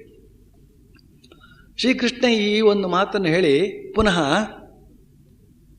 ಸಾಧನೆಯ ವಿಧಾನವನ್ನು ಮತ್ತೆ ತರ್ತಾನೆ. ಈ ಅಧ್ಯಾಯದಲ್ಲಿ ಮಧ್ಯ ಮಧ್ಯ ಸಾಧನಾ ಕ್ರಮ, ಮಧ್ಯ ಮಧ್ಯ ಸಿದ್ಧಿಯ ಸ್ಥಿತಿ, ಮಧ್ಯ ಮಧ್ಯ ಸಾಧನಾ ಕ್ರಮ, ಮಧ್ಯ ಮಧ್ಯ ಸ್ಥಿತಿ, ಸಾಧನ, ಆ ಸಿದ್ಧಿಯ ಸ್ಥಿತಿ, ಇವುಗಳನ್ನು ನಾವು ಕಾಣ್ತಾ ಇರ್ತೇವೆ. ಈಗ ನೋಡಿ, ಮತ್ತೆ ಸಾಧನೆಯ ಒಂದು ಬಗೆಯನ್ನು, ಆ ಸಾಧನೆಯ ಸಂದರ್ಭದಲ್ಲಿ ಏನೇನು ಕೈಗೊಳ್ಳಬೇಕು ಅಂತ ಅನ್ನೋದನ್ನು ಹೇಳ್ತಾ ಇದ್ದಾನೆ ನೋಡಿ. ಸ್ವಾರಸ್ಯವಾಗಿದೆ ಇದು. ನಾತ್ಯಶ್ನತಸ್ತು ಯೋಗೋಸ್ತಿ ನ ಚೈಕಾಂತಮನಶ್ನತಃ ನ ಚಾತಿ ಸ್ವಪ್ನಶೀಲಸ್ಯ ಜಾಗ್ರತೋ ನೈವ ಚಾರ್ಜುನ. ಅರ್ಜುನ, ಈ ಯೋಗವನ್ನು ಸಿದ್ಧಿಸಿಕೊಳ್ಳಲು ಅತಿಯಾಗಿ ಉಣ್ಣುವವನಿಂದಲೂ ಸಾಧ್ಯವಿಲ್ಲ, ಏನೂ ಉಣ್ಣದೆ ಇರುವವನಿಂದಲೂ ಸಾಧ್ಯವಿಲ್ಲ, ಅತಿಯಾಗಿ ನಿದ್ರೆ ಮಾಡುವವನಿಗೂ ಸಾಧ್ಯವಿಲ್ಲ, ನಿದ್ರೆ ಬಿಟ್ಟಿರುವವನಿಗೂ ಸಾಧ್ಯವಿಲ್ಲ. ಜಾಗರಣೆ ಜಾಗರಣೆ ಜಾಗರಣೆ ಅಂತನೂ ಶಬ್ದ ಇದೆ, ಅದಕ್ಕೂ ಅರ್ಥ ಇದೆ. ತಮಸ್ಸಿನಿಂದ ಮನಸ್ಸನ್ನು ಬಡಿದೆಬ್ಬಿಸುವುದಕ್ಕೆ ಈ ಜಾಗರಣೆಯ ಅಭ್ಯಾಸ ಬೇಕು. ಆದರೆ ಯಾವಾಗಲೂ ನಿದ್ರೆ ಬಿಟ್ಕೊಂಡೇ ಇರುವಂತಹದ್ದಲ್ಲ, ಅಥವಾ ಬಲವಂತವಾಗಿ ನಿದ್ರೆಯನ್ನು ತ್ಯಜಿಸುವಂತಹದ್ದು ಅಲ್ಲ. ಸಾಧನಾನಂದ ಅಂತ ಹೇಳ್ತಕ್ಕಂಥದ್ದು ಪ್ರಾರಂಭವಾಗುತ್ತೆ. ಆ ಸಾಧನಾನಂದ ಅಂತ ಹೇಳ್ತಕ್ಕಂಥದ್ದು ಪ್ರಾರಂಭವಾದಾಗ ಮತ್ತೆ ನಿದ್ರೆ ಮಾಡೋದಕ್ಕೆ ಅವನಿಗೆ ಮನಸ್ಸೇ ಆಗೋದಿಲ್ಲ. ಸಹಜವಾಗಿಯೇ ಅವನು ಆತ್ಮಾನಂದದಲ್ಲಿ, ಆತ್ಮಧ್ಯಾನದಲ್ಲಿ ಇರ್ತಾನೆ. ಆತ್ಮಾನಂದ ಏನು ಪ್ರಾಪ್ತವಾಗಿದ್ದರೂ ಕೂಡ ಆ ಸಾಧನೆಯ ಆನಂದ ಅವನಿಗೆ ಪ್ರಾರಂಭವಾಗಿರುತ್ತದೆ. ಆ ಆನಂದದ ಹೊತ್ತಿನಲ್ಲಿ ಅವನಿಗೆ ನಿದ್ರೆ ಮಾಡ್ತಾ ಇರೋದಕ್ಕೆ ಮನಸ್ಸೇ ಆಗೋದಿಲ್ಲ. ಈ ಆನಂದದ ಸ್ಥಿತಿಯಿಂದ ನಾನು ದೂರವಾಗ್ತೇನಲ್ಲ ಅಂತ ಮತ್ತೆ ಎಚ್ಚೆತ್ತಿದ್ಕೊಂಡು ಮತ್ತೆ ಆ ಧ್ಯಾನ ಆನಂದಕ್ಕೆ ಹೋಗ್ತಾ ಇರ್ತಾನೆ. ಆ ಸಂದರ್ಭದಲ್ಲಿ ಅವನು ನಿದ್ರೆ ಬಿಟ್ಟು ಇದ್ರೂ ಕೂಡ ಅವನಿಗದರಿಂದ ಅಪಾಯ ಇಲ್ಲ. ಆದರೆ ಬಲವಂತವಾಗಿ ಈ ಕಡೆ ಒಳಗಡೆಯ ಆನಂದವೂ ಇಲ್ಲ, ಈ ಕಡೆ ನಿದ್ರೆಯ ಸುಖವೂ ಇಲ್ಲ, ಆಗ ಶರೀರ ಮನಸ್ಸು ಬಳಲುತ್ತದೆ. ಬುದ್ಧ ಈ ದಿಸೆಯಲ್ಲಿ ಒಂದು ಸಾಧನೆ ಮಾಡಿದ್ದ, ಪರೀಕ್ಷೆ ಮಾಡಿ ನೋಡಿದ್ದ. ಎಷ್ಟು ಸಾಧನೆ ಮಾಡಿದರೂ ಕೂಡ ಸಾಕ್ಷಾತ್ಕಾರವಾಗ್ತಾ ಇಲ್ವಲ್ಲ ಅಂತ ತಿಳಿದು ಬಹುಶಃ ನಾನು ಊಟ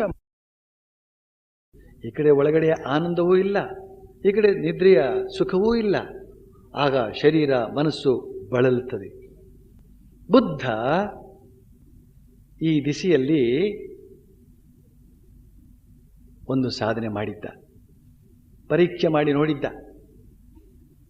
ಎಷ್ಟು ಸಾಧನೆ ಮಾಡಿದರೂ ಕೂಡ ಸಾಕ್ಷಾತ್ಕಾರವಾಗ್ತಾ ಇಲ್ವಲ್ಲ ಅಂತ ತಿಳಿದು ಬಹುಶಃ ನಾನು ಊಟ ಮಾಡಿ ಅದನ್ನು ಜೀರ್ಣಿಸಿಕೊಳ್ಳೋದಕ್ಕೆ ಪ್ರಯತ್ನ ಪಡ್ತಾ ಇರ್ತೀನಲ್ಲ, ನನ್ನ ಶಕ್ತಿ ಎಲ್ಲ ಜೀರ್ಣಕ್ಕೆ ಹೋಗ್ತಾ ಇರ್ತದೆ. ಅದರಿಂದ ಊಟ ಮಾಡದೆ ಹೊಟ್ಟೆಗೆ, ಶರೀರದ ಇತರ ಅವಯವಗಳಿಗೆ ಯಾವುದೇ ಕೆಲಸವನ್ನು ಕೊಡದೆ ಬರೀ ಧ್ಯಾನದಲ್ಲೇ ಇರ್ತೇನೆ ಅಂತ ನಿರಾಹಾರಿಯಾಗಿ ಧ್ಯಾನಕ್ಕೆ ತೊಡಗಿದ. ದಿನೇ ದಿನೇ ದಿನೇ ದಿನೇ ಈ ಮಾಂಸಲವಾದಂಥ ಶರೀರ ಕೃಶವಾಯಿತು.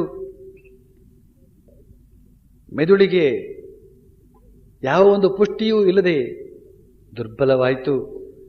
ಕಾಲಕ್ರಮದಲ್ಲಿ ಧ್ಯಾನ ಮಾಡೋದಿರಲಿ, ಅವನ ಕುರಿತಾಗಿಯೇ ಅವನ ಆಲೋಚನೆ ಮಾಡೋದಕ್ಕೆ ಸಮರ್ಥನಲ್ಲದೆ ಹೋದ. ಆಗ ಅವನು ಆಲೋಚನೆ ಮಾಡಿದ, ಸರಿ ಇಲ್ಲ ಈ ಕ್ರಮ, ಶರೀರವನ್ನು ಸರಿಯಾಗಿ ಪುಷ್ಟಿಯಾಗಿ ಬೆಳೆಸಬೇಕು, ಆಗ ಮಾತ್ರವೇ ಧ್ಯಾನ ಸಾಧ್ಯ ಅಂತ ಪುಷ್ಟಿಯಾದಂಥ ಆಹಾರಕ್ಕೆ ವ್ಯವಸ್ಥೆ ಮಾಡಿಕೊಂಡು ಚೆನ್ನಾಗಿ ಹೊಡೆದ. ಕೊಬ್ಬು ಬೆಳೆಯಿತು, ಪುಷ್ಟಿಯಾಗಿ ಏನೋ ಬೆಳೆಯಿತು. ಧ್ಯಾನಕ್ಕೆ ಕುಳಿತರೆ ನಿದ್ರೆ. ಬುದ್ಧ ಅರ್ಥ ಮಾಡ್ಕೊಂಡು, ಓಹೋ ಇದು ಸರಿಯಲ್ಲ, ಹಾಗಾದರೆ ಏನು ಮಾಡಬೇಕು? ಹದವಾಗಿ ಊಟ ಮಾಡಬೇಕು. ಮಧ್ಯಪಂಥ ಅದನ್ನು ಕಂಡುಹುಡುಕಿದವನವನು. ಮಧ್ಯಪಂಥ ಎಲ್ಲ ಹದ. ಅದನ್ನೇ ಶ್ರೀಕೃಷ್ಣ ಹೇಳಿದ್ದಾನೆ ಇಲ್ಲಿ, ಅಥವಾ ಶ್ರೀಕೃಷ್ಣ ಹೇಳಿದ್ದನ್ನೇ ಬುದ್ಧ ಅಲ್ಲಿ ಕಂಡುಕೊಂಡಿದ್ದ. ಯಾಕೆಂತಂದರೆ ಬುದ್ಧನಿಗಿಂತ ಮೊದಲಿನವನು ಕೃಷ್ಣ. ಹೇಳ್ತಾನೆ ಕೃಷ್ಣ, ಯುಕ್ತಾಹಾರ ವಿಹಾರಸ್ಯ ಯುಕ್ತಚೇಷ್ಟಸ್ಯ ಕರ್ಮಸು ಯುಕ್ತಸ್ವಪ್ನಾವಬೋಧಸ್ಯ ಯೋಗೋ ಭವತಿ ದುಃಖಃ.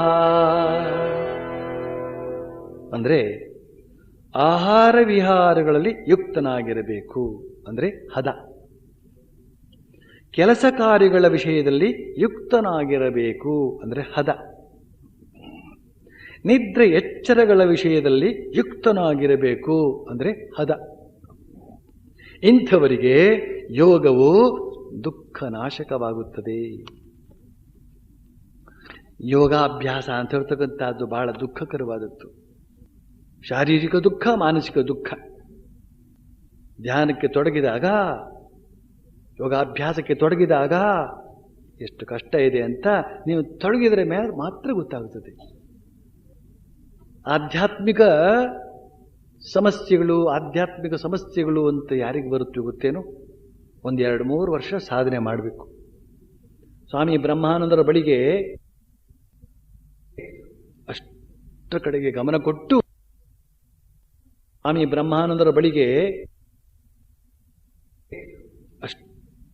ಗಮನ ಕೊಟ್ಟು, ಶ್ರದ್ಧೆಯಿಂದ ಎಲ್ಲವನ್ನು ನಿಗ್ರಹಿಸಿ, ಅಲ್ಲಿಗೆ ಹೋಗೋದಿಲ್ಲ, ಇದನ್ನು ತಿನ್ನೋದಿಲ್ಲ, ಅದನ್ನು ನೋಡೋದಿಲ್ಲ, ಎಲ್ಲ ರೀತಿಯಲ್ಲೂ ಕೂಡ ಇಂದ್ರಿಯ ಸಂಯಮವನ್ನು ಮಾಡಿ, ಮನಸ್ಸು ಸಂಯಮವನ್ನು ಮಾಡಿ ಕೊಡ್ತಿರ್ತಾನು. ಯಾತಕ್ಕೋಸ್ಕರ ಸಂಯಮ ಮಾಡಿದ್ರಿ? ಆ ದಿಸೆಯಲ್ಲಿ ಯಾರು ಆಲೋಚನೆ ಮಾಡೋದಿಲ್ಲ. ಅದರ ಪರಿಣಾಮವಾಗಿ ಏನಾಗ್ತದೆ? ಸಂಯಮ ಮಾಡಿದ ಅಂತೆಲ್ಲ ಇತ್ತ ಕಡೆಯಿಂದ ಶಕ್ತಿ ಶಕ್ತಿ ಶಕ್ತಿ ಎನರ್ಜಿ. ಪ್ರತಿಯೊಬ್ಬ ಮನುಷ್ಯನು ಕೂಡ ಶಕ್ತಿಯ ಮೂಟೆ, ಶಕ್ತಿ ಕೇಂದ್ರ. ಆ ಶಕ್ತಿಯೆಲ್ಲ ಸಾಮಾನ್ಯ ಜನರದ್ದು ಇಂದ್ರಿಯ ಅನುಭವಗಳ ಮೂಲಕ, ಇತರ ದೊಡ್ಡ ದೊಡ್ಡ ಹೊಳೆಗಳಂತೆ, ನದಿಗಳಲ್ಲಿರ್ತಕ್ಕಂಥ ನೀರು ಹರಿದು ಹೋಗಿ ಸಮುದ್ರಕ್ಕೆ ಸೇರಿಕೊಳ್ಳುವಂತೆ ಇವರು ಇಂದ್ರಿಯ ಭೋಗಗಳಲ್ಲಿ ಆ ಶಕ್ತಿಯನ್ನೆಲ್ಲ ಹರಿಸಿ ಬಿಡ್ತಾರೆ. ಆದ್ದರಿಂದ ಅವರಿಗೆ ಹೆಚ್ಚಿಗೆ ದುಃಖ ಇಲ್ಲ. ಅದೆಲ್ಲ ಒಂದು ಬಗೆಯ ಸಹಜ ಕ್ರಿಯೆಯಲ್ಲಿ ಹೋಗ್ತಾ ಇರ್ತದೆ. ಎಷ್ಟರ ಮಟ್ಟಿಗೆ ಹೋಗ್ತಾ ಇರ್ತದೆ, ಅದರ ಹೋದದ್ದು ಗೊತ್ತಿಲ್ಲ ಅವನಿಗೆ, ಅದು ನಷ್ಟ ಆದದ್ದು ಗೊತ್ತಿಲ್ಲ. ಅವನ ಪಾಡಿಗೆ ಅವನು ಇರ್ತಾನೆ. ಕೊನೆಗೆ ಅವನ ಶವದೋಪಾದಿಯಲ್ಲಿ, ಜೀವಚ್ಛವದೋಪಾದಿಯಲ್ಲಿ ಆಗ್ಬಿಡ್ತಾನೆ. ಶರೀರವೇನೋ ದಪ್ಪಕ್ಕಿರ್ತದೆ. ನಮ್ಮ ಸ್ವಾಮಿ ಯತೀಶ್ವರಾನಂದಜಿಯವರನ್ನ ಕೆಲವು ಬ್ರಹ್ಮಚಾರಿಗಳು ಕೇಳಿದರು, ಏನು ಸ್ವಾಮೀಜಿ, ನಾವು ಬ್ರಹ್ಮಚರ್ಯವನ್ನು ಆಚರಿಸ್ತಕ್ಕಂಥವರು ಕೂಡ ಬಹಳ ಸಣ್ಣಕ್ಕಿದ್ದೇವೆ. ಈ ಬ್ರಹ್ಮಚರ್ಯವನ್ನು ಆಚರಿಸದೇ ಇರತಕ್ಕಂಥ ಗೃಹಸ್ಥರು ಅಂತನವರು ಒಳ್ಳೆ ತುಂಬಿಕೊಂಡು ಬಹಳ ಚೆನ್ನಾಗಿದ್ದಾರೆ, ಏನಿದು ಅಂತ ಸ್ವಾಮಿ ಯತೀಶ್ವರಾನಂದಜಿಯವರು ಗುಟ್ಟಾಗಿ ನಮಗೆಲ್ಲ ಹೇಳಿದರು. ಅದನ್ನು ನಾನು ಸಾರ್ವಜನಿಕವಾಗಿ ಹೇಳ್ತಾ ಇದ್ದೇನೆ, ಅದು ನೀವು ಗುಟ್ಟಾಗಿ ಇಟ್ಕೊಳ್ಳಿ ಅದನ್ನು. ಅವರು ಹೇಳ್ತಾರೆ, ಅವರ ರಕ್ತದಲ್ಲಿ ನೀರಿನ ಅಂಶ 70 ಭಾಗ, ರಕ್ತದ ಭಾಗ ಒಂದು 20 ಭಾಗ 30 ಭಾಗ ಮಾತ್ರ. ತಿಳ್ಕೊಳ್ಳಿ, ಆ ರಕ್ತದಲ್ಲಿ ಯಾವ ಶಕ್ತಿಯೂ ಇಲ್ಲ, ಸುಮ್ಮನೆ ತುಂಬಿಕೊಂಡಿದ್ದಾರೆ ಅಷ್ಟೇನೆ.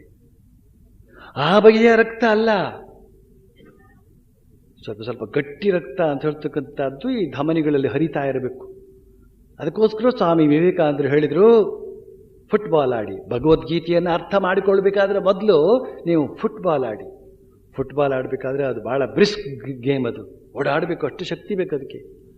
ಆ ರೀತಿಯಲ್ಲಿ ಶರೀರದಲ್ಲಿ ಶಕ್ತಿಯನ್ನು ತಂದುಕೊಂಡು ಆಮೇಲೆ ನೀವು ಭಗವದ್ಗೀತೆಯನ್ನು ಅರ್ಥ ಮಾಡ್ಕೊಳ್ಬಲ್ರಿ ಅಂತ.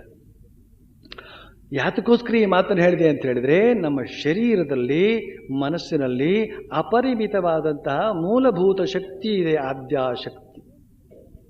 ಆ ಮೂಲಭೂತ ಶಕ್ತಿ ಅಂತ ಹೇಳ್ತಕ್ಕಂಥದ್ದು ಸಾಮಾನ್ಯ ಜನ ಕೋಟಿಗಳಲ್ಲಿ ಸುಮ್ಮನೆ ಹರಿದು ಹೋಗ್ತಾ ಇರ್ತದೆ. ಹೇಗಂದ್ರೂ ಹಾಗೆ ಹುಚ್ಚು ಹೊಳೆಯಂತೆ ಹರಿದು ಹೋಗ್ತಾ ಇರ್ತದೆ. ಅದರಿಂದ ಏನೂ ಅಪಾಯವಿಲ್ಲ.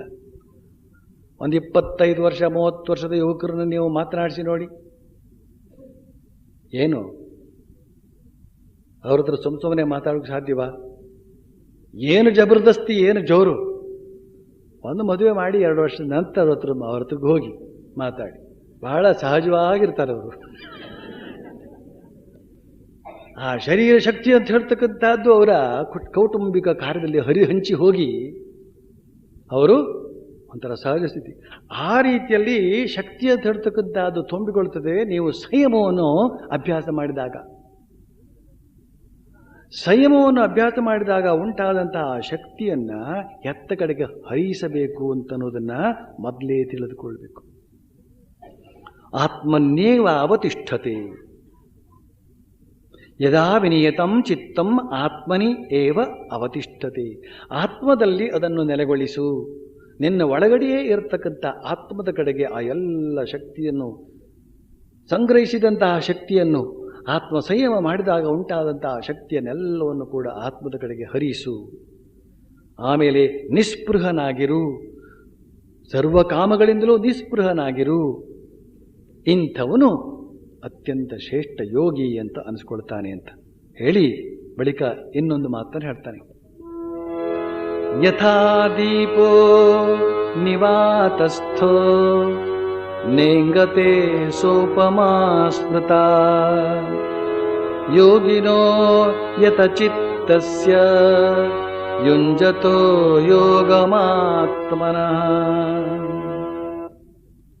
ಭಗವದ್ಗೀತೆಯಲ್ಲಿ ಉಪಮೆಗಳು ಆ ಉಪಮೆಗಳ ಮೂಲಕ ತಿಳಿಸೋದಕ್ಕೆ ಪ್ರಯತ್ನ ಪಡ್ತಾನೆ ಶ್ರೀಕೃಷ್ಣ. ಹಲವಾರು ಉಪಮೆಗಳು ಇವೆ. ನೇರವಾಗಿ ಒಂದು ವಿಷಯವನ್ನು ಹೇಳೋದಕ್ಕಿಂತ ಒಂದು ಉಪಮಾನ ಕೊಡ್ತು ಅಂತ ಹೇಳಿದ್ರೆ ತಕ್ಷಣ ಅರ್ಥವಾಗ್ತದೆ. ಹೇಳ್ತಾ ಇದ್ದಾನೆ, ಮನಸ್ಸನ್ನು ಹತೋಟಿಯಲ್ಲಿಟ್ಟುಕೊಂಡು ಧ್ಯಾನ ನಿರತನಾದ ಯೋಗಿಯ ಮನಸ್ಸಿಗೆ ಒಂದು ಉಪಮಾನ ಕೊಡುವುದಿದ್ದರೆ ಅದು ಗಾಳಿ ಬೀಸದಡಿಯಲ್ಲಿ ಕಿಂಚಿತ್ತು ಅಲುಗಾಡದೆ ಉರಿಯುವ ದೀಪದಂತೆ. ಉಪಮೆಯ ಪಾಲಿಗೆ ಉಪಮೆ ಬಂತಲ್ಲಿ, ಉಪಮಾ ಅಲ್ಲ ಉಪಮಾನ ಅಂತ ಅದಕ್ಕೆ ಹೆಸರು. ಉಪಮಾ ಅದು ಉಪಮಾ ಅಂತ ಕೂಡ ಇದೆ, ಉಪಮಾ ಕಾಳಿದಾಸಸ್ಯ ಅಂತ. ಉಪಮಾ ಮಾಡಿದರೆ ಅದು ಕಾಳಿದಾಸ ಮಾಡಿದರೆ ಅಷ್ಟು ರುಚಿ. ಧ್ಯಾನ ನಿರತನಾದಂಥ ಯೋಗಿಯ ಮನಸ್ಸಿನ ಕಲ್ಪನೆಯನ್ನು ಅತ್ಯಂತ ಅದ್ಭುತವಾದ ಉದಾಹರಣೆಯ ಮೂಲಕ ಇಲ್ಲಿ ಕೊಡ್ತಾ ಇದ್ದಾನೆ. ಹೀಗೆ ಧ್ಯಾನಕ್ಕೆ ಕುಳಿತಾಗ ಮಿಕ್ಕವ್ರ ಕತೆ ಬೇರೆ. ನಿಜವಾದ ಧ್ಯಾನ ಯೋಗಿ ಯಾರಿರ್ತಾನೋ, ಧ್ಯಾನವನ್ನು ಹಲವಾರು ವರ್ಷಗಳವರೆಗೆ ಅಭ್ಯಾಸ ಮಾಡಿ ಆ ಮನಸ್ಸನ್ನು ಧ್ಯಾನ ನಿರತಗೊಳಿಸಿದಾಗ ಅವನ ಮನಸ್ಸು ಹೇಗಿರ್ತದೆ ಅಂತ ಅನ್ನೋದರ ಕಲ್ಪನೆ ನಿಮಗೇನಾದರೂ ಇದೆಯೇನೋ? ಸಾಧ್ಯ ಇಲ್ಲ. ಯಾಕೆಂದರೆ ನಿಮ್ಮ ಮನಸ್ಸು ಅದೇ ಥರ ಆಗ್ತಾ ಇತ್ತು ಅಂತಂದರೆ ಇನ್ನೊಬ್ಬರ ಮನಸ್ಸು ಯಾವ ಥರ ಆಗ್ತದೆ ಅಂತ ತಿಳ್ಕೊಳ್ಬೋದು. ಸಾಮಾನ್ಯವಾಗಿ ನಾವು ಇತರರನ್ನ ಅರ್ಥ ಮಾಡ್ಕೊಳ್ಳೋದು ನಮಗೆ ಯಾವ್ಯಾವ ಅನುಭವ ಆಗಿವೆಯೋ ಅದಕ್ಕನುಸಾರವಾಗಿ ಇತರನ್ನು ನಾವು ಅರ್ಥ ಮಾಡ್ಕೊಳ್ಳೋದು. ಒಬ್ಬ ಬೆಪ್ಪ ಇದ್ದರೆ ಅವನ ಮುಂದೆ ಎಂಥ ಬುದ್ಧಿವಂತ ಇದ್ದರೂ ಅವನು ನನ್ನ ತನನೇ ಇನ್ನೊಬ್ಬ ಬೆಪ್ಪ ಬಾರಯ್ಯ ಅಂಥೇಳಿ ಅವನು ಅದೇ ರೀತಿಯಲ್ಲಿ ಅವನು ಸನ್ಮಾನಿಸ್ತಾನೆ. ಇಲ್ಲಿ ಆ ಪರಮಯೋಗಿ ಅವನ ಮನಸ್ಸು ಹೇಗೆ ಹರಿತಾ ಇದೆ ಅಂತ ಹೇಳ್ತಕ್ಕಂಥದ್ದನ್ನು ಸ್ವಯಂ ಯೋಗಿಯಾದಂತಹ ಶ್ರೀಕೃಷ್ಣ ಅದ್ಭುತವಾದಂತಹ ರೀತಿಯಲ್ಲಿ ಹೇಳ್ತಾ ಇದ್ದಾನೆ.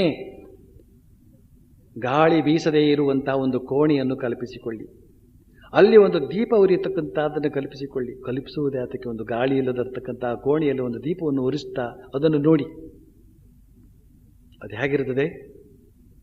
ಆ ಕಡೆ ಈ ಕಡೆ ಸ್ವಲ್ಪವೂ ಕೂಡ ದೀಪದ ಕುಡಿ ಅಲುಗಾಡದೆ ನೇರವಾಗಿ ಮೇಲ್ಗಡೆಗೆ ಅದು ಹರಿತಾ ಇರ್ತದೆ, ಮೇಲ್ಗಡೆಗೆ ಅದು ಉರಿತಾ ಇರ್ತದೆ. ಅದರ ಮೇಲೆ ಏನಾದರೂ ಅಡ್ಡ ಕೌಚಿ ಸುಮ್ಮನೆ ಪಕ್ಕಕ್ಕೆ ಬಂದು ಮತ್ತೆ ಅದು ನೇರವಾಗಿ ಮೇಲ್ಗಡೆಗೆ ಹೋಗ್ತದೆ. ಈ ಅತ್ತಿತ್ತ ಅಲುಗದಂತೆ ಇರ್ತದೆ ಅನ್ನೋದು ಒಂದು ವಿಚಾರವಾದರೆ, ಅದು ಮೇಲ್ಮುಖವಾಗಿ ಹರಿತದೆ ಅಂತ ಹೇಳ್ತಕ್ಕಂಥ ಎರಡನೇ ಅಂಶವನ್ನು ಕೂಡ ನೀವು ಇಲ್ಲಿ ಗಮನಕ್ಕೆ ತೆಗೆದುಕೊಳ್ಬೇಕು.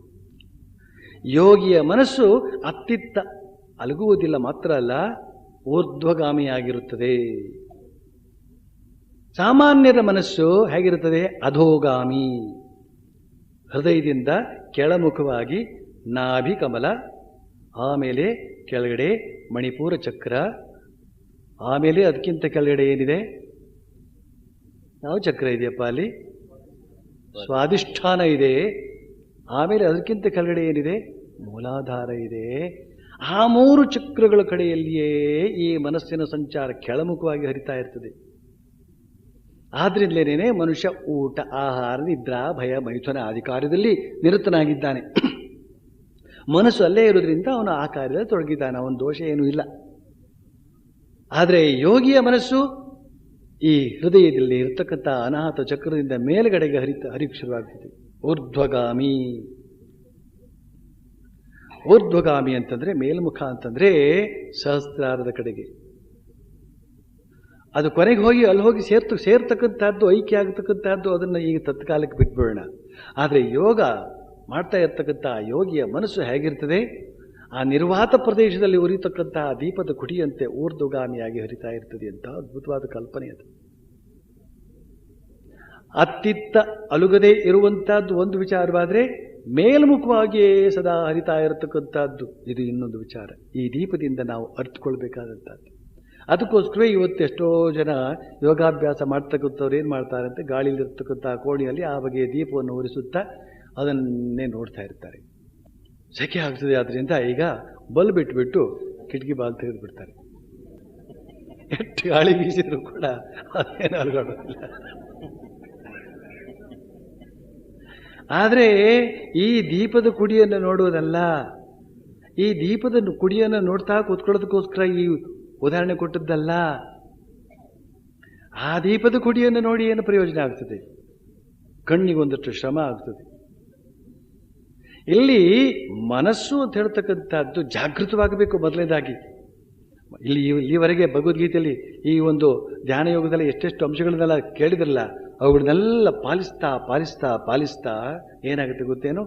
ಮನಸ್ಸು ಜಾಗೃತವಾಗ್ತದೆ, ಮನಸ್ಸು ಉದ್ದೀಪನಗೊಳ್ತದೆ. ಆ ಮನಸ್ಸೇ ಒಂದು ಜ್ಯೋತಿಯಂತೆ ಆಗ್ತದೆ.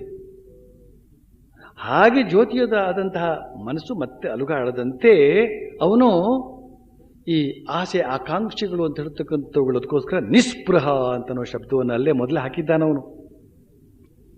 ಸರ್ವ ಕಾಮೇಭ್ಯೋ ನಿಸ್ಪೃಹ ಅಂತ ಯಾಕೆ ಹಾಕಿದ್ದಾನೆ ಅಂತ ಹೇಳಿದ್ರೆ, ಈ ಕಾಮನೆಗಳು ಅಂತ ಹೇಳ್ತಕ್ಕಂಥವುಗಳೇ ವಾಯು, ಗಾಳಿ, ಮನಸ್ಸಿಗೆ ಒಂದು ಕಾಮನೆ ಬೀಸ್ತು ಅಂತ ಹೇಳಿದ್ರೆ ಅದು ಒಂದು ಕಾರ್ಯ ಮಾಡೋದಕ್ಕೆ ಮುಂದತ್ತಿ ಹೊರಟೋಗ್ಬಿಡ್ತದೆ. ಅದಕ್ಕೋಸ್ಕರ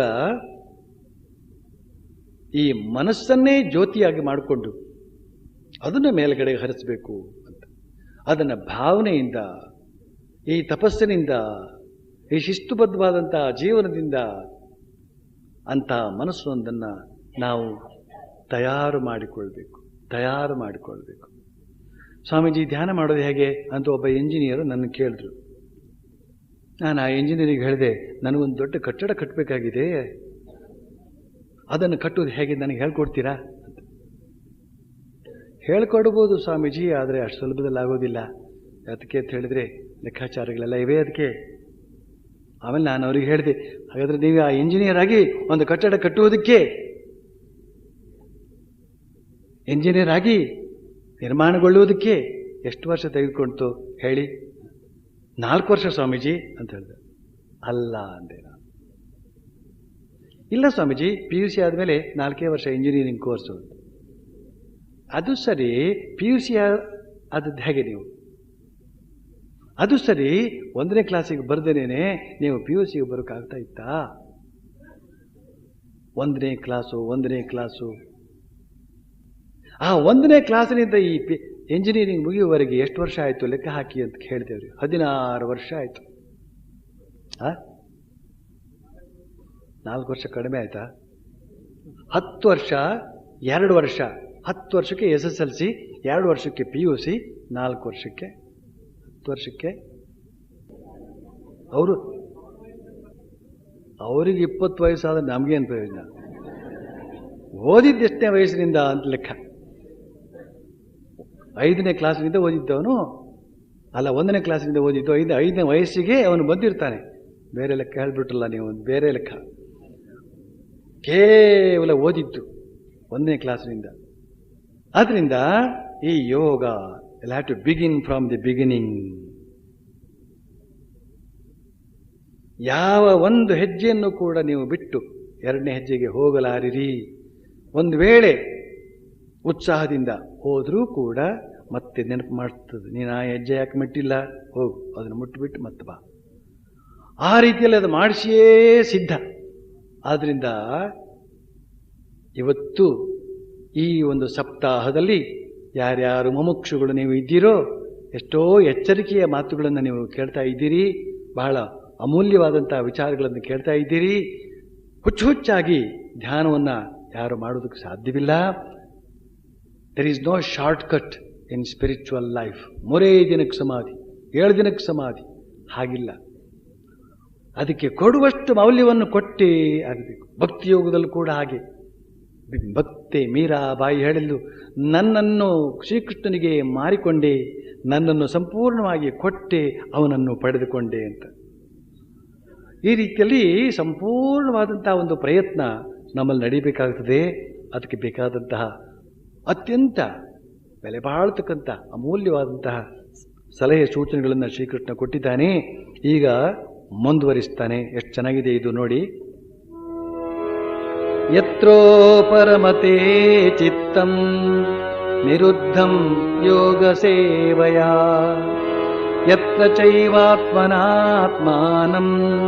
ಪಶ್ಯನ್ಯಾತ್ಮನಿ ತುಷ್ಯತೆ ಸುಖಮಾತ್ಯಂತಿಕಂ ಯತ್ಯತ್ ಬುದ್ಧಿಗ್ರಾಹ್ಯಮತೀಂದ್ರಿಯಂ ವೇತ್ತಿ ಯತ್ರ ನ ಚೈವಾಯಂ ಸ್ಥಿತಶ್ಚಲತಿ ತತ್ವತಃ ಯಂ ಲಬ್ಧ್ವಾ ಚಾಪರಂ ಲಾಭಂ ಮನ್ಯತೆ ನಾದಿಕಂ ತತಃ ಯಸ್ಮಿನ್ ಸ್ಥಿತೋ ನ ದುಃಖೇನ ಗುರುಣಾಪಿ ವಿಚಾಲ್ಯತೆ ತಂ ವಿದ್ಯಾ ದುಃಖ ಸಂಯೋಗ ವಿಯೋಗಂ ಯೋಗ ಸಂಜಿತಂ ಸನಿಶ್ಚಯೇನ ಯೋಕ್ತವ್ಯೋ ಯೋಗೋ ನಿರ್ವಿಣ್ಣ ಚೇತಸಾ.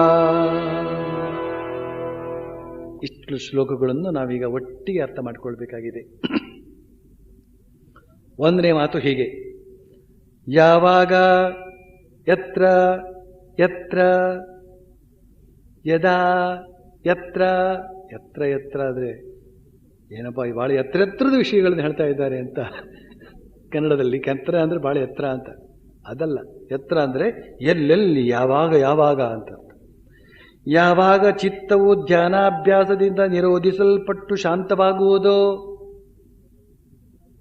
ಯಾವಾಗ ಚಿತ್ತವು ಧ್ಯಾನಾಭ್ಯಾಸದಿಂದ ನಿರೋಧಿಸಲ್ಪಟ್ಟು ಶಾಂತವಾಗುವುದೋ. ನೋಡಿದ್ರಾ, ಈ ಒಂದು ಮಾತನ್ನು ಅರ್ಥ ಮಾಡ್ಕೊಳ್ಳೋದಕ್ಕೆ ಬಹಳ ಪ್ರಯತ್ನ ಪಡಬೇಕಾಗುತ್ತದೆ. ಧ್ಯಾನ ಮಾಡಬೇಕಾದ್ರೆ ಮನಸ್ಸು ಶಾಂತವಾಗಿರಬೇಕು. ಆದರೆ ಮನಸ್ಸು ಯಾರಿಗೆ ಶಾಂತವಾಗಿರುತ್ತಪ್ಪ? ಶಾಂತವಾಗಬೇಕಾದ್ರೆ ಧ್ಯಾನ ಮಾಡಬೇಕು. ಧ್ಯಾನ ಮಾಡಬೇಕಾದ್ರೆ ಶಾಂತವಾಗಿರಬೇಕು. ಆದರೆ ಶಾಂತವಾಗಿರೋದಿಲ್ಲ. ಹೇಗೆ ಧ್ಯಾನ ಮಾಡೋದು? ಅದಕ್ಕೆ ಕನ್ನಡದಲ್ಲಿ ಒಂದು ಒಳ್ಳೆ ಗಾದೆ ಇದೆ. ಮದುವೆ ಆಗದೆ ಹುಚ್ಚು ಬಿಡದು, ಹುಚ್ಚು ಬಿಡದೆ ಮದುವೆ ಆಗದು ಅಂತ ಹೇಳಿದ್ರೆ ನಿಮಗೆ ಬಹಳ ಚೆನ್ನಾಗಿ ಅರ್ಥ ಆಗುತ್ತೆ. ಧ್ಯಾನ ಮಾಡಿಯೇ ಮನಸ್ಸನ್ನು ಶಾಂತಗೊಳಿಸಬೇಕು. ಹಾಗೆ ಶಾಂತ ಮಾಡಿಕೊಂಡಂಥ ಮನಸ್ಸಿನಿಂದ ಇನ್ನಷ್ಟು ಹೆಚ್ಚು ಧ್ಯಾನ ಮಾಡಬೇಕು. ಧ್ಯಾನ ಮೊದಲು ಹೋರಾಟ. ಮೊದಲು ನೀವು ಹೀಗೆ ಕುಳಿತುಕೊಳ್ತೀರಲ್ಲ, ಧ್ಯಾನ ಮಾಡ್ತಾ ಇದ್ದೀನಿ. ಏನು ಮಾಡ್ತಾ ಇದ್ದೀರಿ? ನಾವು ಧ್ಯಾನ ಮಾಡ್ತಾ ಇದ್ದೇವೆ. ಒಳಗಡೆ ಏನಾಗ್ತದೆ ಅಂತ ಅವರಿಗೆ ಗೊತ್ತು. ಏನು ಇಷ್ಟೊಂದು ಹೊತ್ತು ಕೂತ್ಕೊಂಡಿದ್ರಲ್ಲ, ಏನು ಸಮಾಚಾರ? ಧ್ಯಾನ ಮಾಡ್ತಾ ಇದ್ದೇವೆ. ಧ್ಯಾನ ಅಂತ ಹೇಳಿದ್ರೆ ಮನಸ್ಸು ಏಕಪ್ರಕಾರವಾಗಿ ತೈಲಧಾರಾವತ್ತು ಪರಮಾತ್ಮನ ಕಡೆಗೆ ಅಥವಾ ಆತ್ಮನ ಕಡೆಗೆ ಹರಿಯುತ್ತಾ ಇರುವಂತಹದ್ದು. ಆದರೆ ಕ್ಷಣಕ್ಕೂ ಮನಸ್ಸು ಅಲ್ಲಿ ಇಲ್ಲಿ ಅಲ್ಲೋಲು ಕಲ್ಲೋಲುವಾಗಿ ಸಂಚರಿಸ್ತಾ ಇರ್ತದೆ. ಯಾವುದನ್ನೋ ಯೋಚನೆ ಮಾಡ್ತಾ ಇರ್ತದೆ, ಯಾವುದನ್ನೋ ನೆನಪು ಮಾಡಿಕೊಳ್ತಾ ಇರ್ತದೆ. ಹಾಗಾದ್ರೆ ಹೀಗೆ ಕುಳಿತುಕೊಂಡಿದ್ದಾರೆ, ಅದರಲ್ಲಿ ಅರ್ಥ ಏನು? ಹೋರಾಟ ನಡೆಸುತ್ತಿದ್ದಾನೆ ಅಂತ ಅರ್ಥ. ಸುಮ್ಮನೆ ಕುಳಿತುಕೊಂಡು ಸುಮ್ಮನೆ ಕುಳಿತಿಲ್ಲ ಅವನು. ಒಳಗಡೆ ಏನೇನೋ ಯುದ್ಧ ಆಗ್ತಾ ಇದೆ. ಅಲ್ಲಿ ಭಯಂಕರ ಯುದ್ಧ. ಮೊದಲನೇ ವರ್ಲ್ಡ್ ವಾರ್, ಎರಡನೇ ವರ್ಲ್ಡ್ ವಾರ್, ಮೂರನೇದು ಕೂಡ, ನಾಲ್ಕನೇದು ಎಲ್ಲ ಸೇರಿಸಿದ್ರೆ ಎಷ್ಟು ಹೋರಾಟ ಆಗುತ್ತೋ ಅಷ್ಟು ಹೋರಾಟ ಈ ಧ್ಯಾನ ಮಾಡತಕ್ಕಂಥ ಪ್ರಾರಂಭಿಗಳಿದ್ದಾರಲ್ಲ, ಪ್ರಾರಂಭಾವಸ್ಥೆಯಲ್ಲಿ ಇರ್ತಕ್ಕಂಥ ಅವರೊಳಗಡೆ ಆಗ್ತಾ ಇರ್ತದೆ. ಆದ್ರಿಂದ ಇಲ್ಲಿ ಹೇಳ್ತಾ ಇದ್ದಾನೆ ಶ್ರೀಕೃಷ್ಣ, ಯಾವಾಗ ಚಿತ್ತವು ಧ್ಯಾನಾಭ್ಯಾಸದಿಂದ ನಿರೋಧಿಸಲ್ಪಟ್ಟು ಶಾಂತವಾಗುವುದೋ. ಧ್ಯಾನಾಭ್ಯಾಸದಿಂದ, ಧ್ಯಾನ ಮಾಡುವ ಪ್ರತಿದಿನದ ಅಭ್ಯಾಸ, ಪ್ರತಿದಿನ ಮಾಡ್ತಕ್ಕಂಥ ಪ್ರಯತ್ನಕ್ಕೆ ಏನು ಹೆಸರು? ಅಭ್ಯಾಸ ಅಂತ ಹೆಸರು. ಒಂದು ದಿನ ಧ್ಯಾನ ಮಾಡದೇ ಇದ್ರೆ ನೀವು ಪಶ್ಚಾತ್ತಾಪ ಪಡಬೇಕು, ಪರಿತಾಪ ಪಡಬೇಕು. ಅಯ್ಯೋ, ಇವತ್ತಿನ ದಿವಸ ಧ್ಯಾನ ಮಾಡೋಕ್ಕೆ ಸಾಧ್ಯವಾಗದೇ ಹೋಯ್ತಲ್ಲ ಅಂತ. ಯಾಕೆ? ಆವತ್ತಿನ ದಿನದ ಧ್ಯಾನ ಯಾವಾಗ ತಪ್ಪಿ ಹೋಯ್ತೋ ಮರುದಿನ ಇನ್ನಷ್ಟು ಕಷ್ಟವಾಗ್ತದೆ ನಿಮಗೆ ಹೋರಾಟ. ಎಂತೆಂಥ ಸೂಕ್ಷ್ಮವಾದ ಅಂಶಗಳೆಲ್ಲ ಇವೆ ನೋಡಿ. ದಯವಿಟ್ಟು ಯೋಚನೆ ಮಾಡಿ. ಇವತ್ತು ಒಂದೇ ದಿವಸ ತಾನೇ, ಪರವಾಗಿಲ್ಲ. ನಮ್ಮ ಜೀವನದ ಸಿದ್ಧಾಂತದಲ್ಲಿ ಒಂದು ಒಳ್ಳೆ ಶಬ್ದ ಇದೆ, ಪರವಾಗಿಲ್ಲ, ಏನಾಗಲಿ ಪರವಾಗಿಲ್ಲ ಅಂತ. ಎಲ್ಲ ನಷ್ಟವಾಯ್ತಲ್ಲ, ಪರವಾಗಿಲ್ಲ ಅದು ಹೇಳ್ತಾನೇನೋ? ಅದೇ ಹೇಳೋದಿಲ್ಲ ಅವರು. ಯಾರೋ ಕದ್ಕೊಂಡು ಹೋಗ್ಬಿಟ್ರು, ಪರವಾಗಿಲ್ಲ ಅಂತ ಹೇಳ್ತೀರೇನೋ? ಇಲ್ಲ. ಆದರೆ ಈ ಧ್ಯಾನ ಮಾಡ್ತಕ್ಕಂಥ ವಿಷಯದಲ್ಲಿ, ಜಪ ಮಾಡ್ತಕ್ಕಂಥ ವಿಷಯದಲ್ಲಿ, ಯೋಗಾಭ್ಯಾಸ ಮಾಡ್ತಕ್ಕಂಥ ವಿಷಯದಲ್ಲಿ ಒಂದು ದಿನ ಏನಾದರೂ ಹೆಚ್ಚು ಕಡಿಮೆ ಆಯಿತು ಅಂದರೆ ಏನಯ್ಯ ಕೊಳ್ಳೆ ಹೋಗುತ್ತಾ, ನಾಳೆ ಮಾಡಿದ್ರೆ ಆಯಿತೋ, ನಾಳೆ ಎಷ್ಟು ಹಾಳು ಇದು, ಬರೆದಿಟ್ಬಿಡಿ ನಾಳೆ ಮಾಡೋಣ ಅಂತ. ದಿನ ಹೋಗಿ ನೋಡಿ ನಾಳೆ ಮಾಡೋಣ ಅಂತ ಅಲ್ಲಿ ಬರೆದಿರುತ್ತೆ. ಕೊನೆಗೆ ಅವನು ಮಾಡಿದ್ದುಂಟು. ಯಾಕೆ? ನಾಳೆ ಮಾಡಿದ್ರೆ ಆಯಿತು ಅಂತ ಹೇಳಿದ್ರಿಂದ ಕೊನೆಗೂ ಅವನು ಮಾಡಲೇ ಇಲ್ಲ. ಗಣಪತಿಗೆ ಮದುವೆ ನಾಳೆ ಅಂತ ಹೇಳಲಾಯ್ತಂತೆ. ಆ ನಾಳೆ ಬರಲೇ ಇಲ್ವ? ನಾಳೆ ಎಲ್ಲಿ ಬರುತ್ತದು? ನಾಳೆ ಅನ್ನೋದು ಬಂದ ತಕ್ಷಣ ಅದು ಇವತ್ತಾಗ್ಬಿಡುತ್ತೆ. ಎಲ್ಲಿ ಮದುವೆ ಆಗಲಿಲ್ವಲ್ಲ ಅಂತ ಕೇಳಿದರೆ ನಾಳೆ ಅಂತ. ಇದು ಹಳ್ಳಿಯ ತಮಾಷೆ, ಪಟ್ಟಣದ ತಮಾಷೆ ಬೇರೆ ಬೇರೆ ಒಳ್ಳೊಳ್ಳೆ ಇರುತ್ತೆ. ಅಂತೂ ಈ ನಾಳೆ ಯಾವಾಗಲೂ ನಮ್ಮನ್ನು ಹಾಳು ಮಾಡ್ತದೆ. ಒಂದು ದಿನ ಈ ಯೋಗಾಭ್ಯಾಸ ಅಂತ ಹೇಳ್ತಕ್ಕಂಥ ಅದು ತಪ್ಪಿತು ಅಂತ ಹೇಳಿದ್ರೆ ನಾಳೆ ಅದನ್ನು ಮಾಡ್ಕೊಳ್ತೇನೆ ಅಂದರೆ ಸಾಧ್ಯವಾಗೋದಿಲ್ಲ, ಬಹಳ ಕಷ್ಟ ಆಗುತ್ತೆ. ಇದನ್ನೆಲ್ಲ ಶ್ರೀಮಾತೆ ಶಾರದಾ ದೇವಿಯವರ ಜೀವನದಲ್ಲಿ, ಶ್ರೀ ಸ್ವಾಮಿ ವಿವೇಕಾನಂದರ ಜೀವನದಲ್ಲಿ, ಶ್ರೀರಾಮಕೃಷ್ಣ ಜೀವನದಲ್ಲಿ ನಾವು ನೋಡಬಹುದಾದಂಥ ಅಂಶಗಳು, ಅವರ ಮಾತುಗಳ ಮೂಲಕ ತಿಳ್ಕೊಳ್ಬಹುದಾದಂಥ ಅಂಶಗಳು. ಹೀಗೆ ಅಭ್ಯಾಸ ಅಂತ ಅನ್ನೋದಕ್ಕೋಸ್ಕರ ಅದನ್ನು ಹೇಳಿದೆ ನಾನು. ಪ್ರತಿದಿನದ ಅಭ್ಯಾಸ. ಇವತ್ತು ನೋಡಿ, ಈ 7 ದಿನಗಳ ಕಾಲ ಈ ಒಂದು ಉಪನ್ಯಾಸದ ಕಾರ್ಯಕ್ರಮ ಇದೆ. 1ನೇ ದಿನದಿಂದ ಇವತ್ತಿನವರೆಗೂ ಅಂತಂದರೆ ಇವತ್ತು 4ನೇ ದಿವಸ, ಇವತ್ತು 3ನೇ ದಿವಸ. ಈ 3ನೇ ದಿವಸದವರೆಗೂ ಕೂಡ ತಪ್ಪದೆ ಬಂದವರು ಯಾರು ನಿಮ್ಮಲ್ಲಿ ಇದ್ದೀರೋ, ಸಮಯಕ್ಕೆ ಸರಿಯಾಗಿ ಬಂದು ಸಮಯಕ್ಕೆ ಸರಿಯಾಗಿ ಹೊರಟವರು, ಅವರಿಗೆ ನೋಡು, ಅವರಿಗೆ ವಿಶೇಷ. ಅವರೊಂದು ವಿಶೇಷ. ಅದಕ್ಕೆ ಇವತ್ತಿನ ದಿನ ಕೂಡ ಕಳೆಯಬಾರದು, ನಷ್ಟವಾಗ್ತದೆ ಅಂತ ಹೇಳ್ತಕ್ಕಂಥ ಎಚ್ಚರಿಕೆಯ ಮನಸ್ಸು ಅವರಲ್ಲಿದೆ. ನಾನು ಯಾವಾಗಲೂ ಒಂದು ಮಾತು ಹೇಳ್ತಾ ಇರ್ತೀನಿ, ಯಾರ್ಯಾರ ಜಾಯಮಾನದಲ್ಲಿ ನಿಯತ ಕಾಲದಲ್ಲಿ ನಿಯತ್ತಾಗಿ ಯಾವುದನ್ನೇ ಆಗಲಿ ಮಾಡ್ಕೊಂಡು ಬರತಕ್ಕಂಥ ಅಭ್ಯಾಸ ಇರ್ತದೋ ಅಥವಾ ಸ್ವಭಾವ ಇರ್ತದೋ, ಜಾಯಮಾನ ಇರ್ತದೋ, ಅಂಥವರು ಏನಾದರೂ ಕಾಯಿಲೆ ಬಿತ್ತು ಅಂತ ಹೇಳಿದ್ರೆ ಬೇಗ ಅವರು ಔಷಧವನ್ನು ತೆಗೆದುಕೊಂಡು ವಾಸಿ ಮಾಡ್ಕೊಂಡು ಬಿಡ್ತಾರೆ. ಯಾಕೆಂದರೆ ಔಷಧವನ್ನು ಸಮಯಕ್ಕೆ ಸರಿಯಾಗಿ ತೆಗೆದುಕೊಳ್ತಾರೆ. ಔಷಧಗಳನ್ನು ಸಮಯ ಸರಿಯಾಗಿ ತೆಗೆದುಕೊಳ್ತಕ್ಕಂಥದ್ದು ಬಹಳ ಮುಖ್ಯ. ನಮ್ಮಲ್ಲಿ ಒಬ್ಬರು ಸ್ವಾಮಿಗಳಿದ್ದಾರೆ, 8 ಗಂಟೆಗೆ ಒಂದು ಪಿಲ್ ತೆಗೆದುಕೊಳ್ಬೇಕು ಅಂತ ಡಾಕ್ಟ್ರು ಹೇಳಿದರೆ, ಅವರೇನಾದರೂ ಕಾರ್ನಲ್ಲಿ ಸಂಚಾರ ಮಾಡ್ತಾ ಇರುವ ಸಂದರ್ಭದಲ್ಲಿ 8 ಗಂಟೆ ಆಯಿತು ಅಂತ ಹೇಳಿದ್ರೆ ತಕ್ಷಣ ಒಂದು ಬಾಟ್ಲಲ್ಲಿ ನೀರು ಬೇರೆ ಇಟ್ಕೊಂಡಿರ್ತಾರೆ. ಆ ತಕ್ಷಣ ಆ ಕಾರು ನಿಲ್ಲಿಸಿ ಆ ಪಿಲ್ಲನ್ನು ಬಾಯಿಗೆ ಹಾಕ್ಕೊಂಡು ಆ ನೀರು ಕುಡಿದು ಅವನು ಮುಂದೆ ಹೋಗ್ತಾ ಇದ್ರು. 8 ಗಂಟೆ ಅಂದರೆ ಸರಿಯಾಗಿ 8 ಗಂಟೆಗೆ. ಹಾಗೆ ಮಾಡಿ ಅವರು ಯಾವುದೋ ಒಂದು ಕಷ್ಟಕರವಾದಂಥ ಕಾಯಿಲೆ ಸಂಪೂರ್ಣ ವಾಸಿಯಾಗಿ ಹೋಯಿತು. ಯಾತಕ್ಕೆ? ಆ ನಿಷ್ಠೆಯಿಂದ. ಹಾಗೆ ಯೋಗಾಭ್ಯಾಸ ಅಂತ ಹೇಳ್ತಕ್ಕಂಥದ್ದು ಅತ್ಯಂತ ಸೈಂಟಿಫಿಕ್. ಸ್ವಾಮಿ ವಿವೇಕಾನಂದರು ಹೇಳಿದ್ದಾರೆ, ರಿಲಿಜನ್ ಈಸ್ ಸೈನ್ಸ್ ಅಂತ. ಅಷ್ಟೇ ಶಬ್ದಾರ್ಥ ನೀವು ತೆಗೆದುಕೊಂಡ್ಬಿಟ್ರೆ ಮನೆಗೆ ಹೋಗಿ ಹೇಳ್ತಾರೆ, ಸ್ವಾಮಿ ವಿವೇಕಾನಂದರು ಹೇಳಿದಾರೆ ಕಂಡ್ರು, ಧರ್ಮ ಅಂದ್ರೆ ಇನ್ನೇನಲ್ಲ, ವಿಜ್ಞಾನ. ರಿಲಿಜನ್ ಈಸ್ ಸೈನ್ಸ್ ಅಂತ ಹೇಳಿದ್ರೆ ಏನರ್ಥ? ಧರ್ಮವನ್ನು ಶಾಸ್ತ್ರೀಯವಾಗಿ ಅಭ್ಯಾಸ ಮಾಡಬೇಕು ಅಂತ ಅರ್ಥ. ಸೈಂಟಿಫಿಕ್ ಅಂತ ಹೇಳಿದ್ರೆ ಶಾಸ್ತ್ರೀಯವಾಗಿ ಅಂತ ಅರ್ಥ.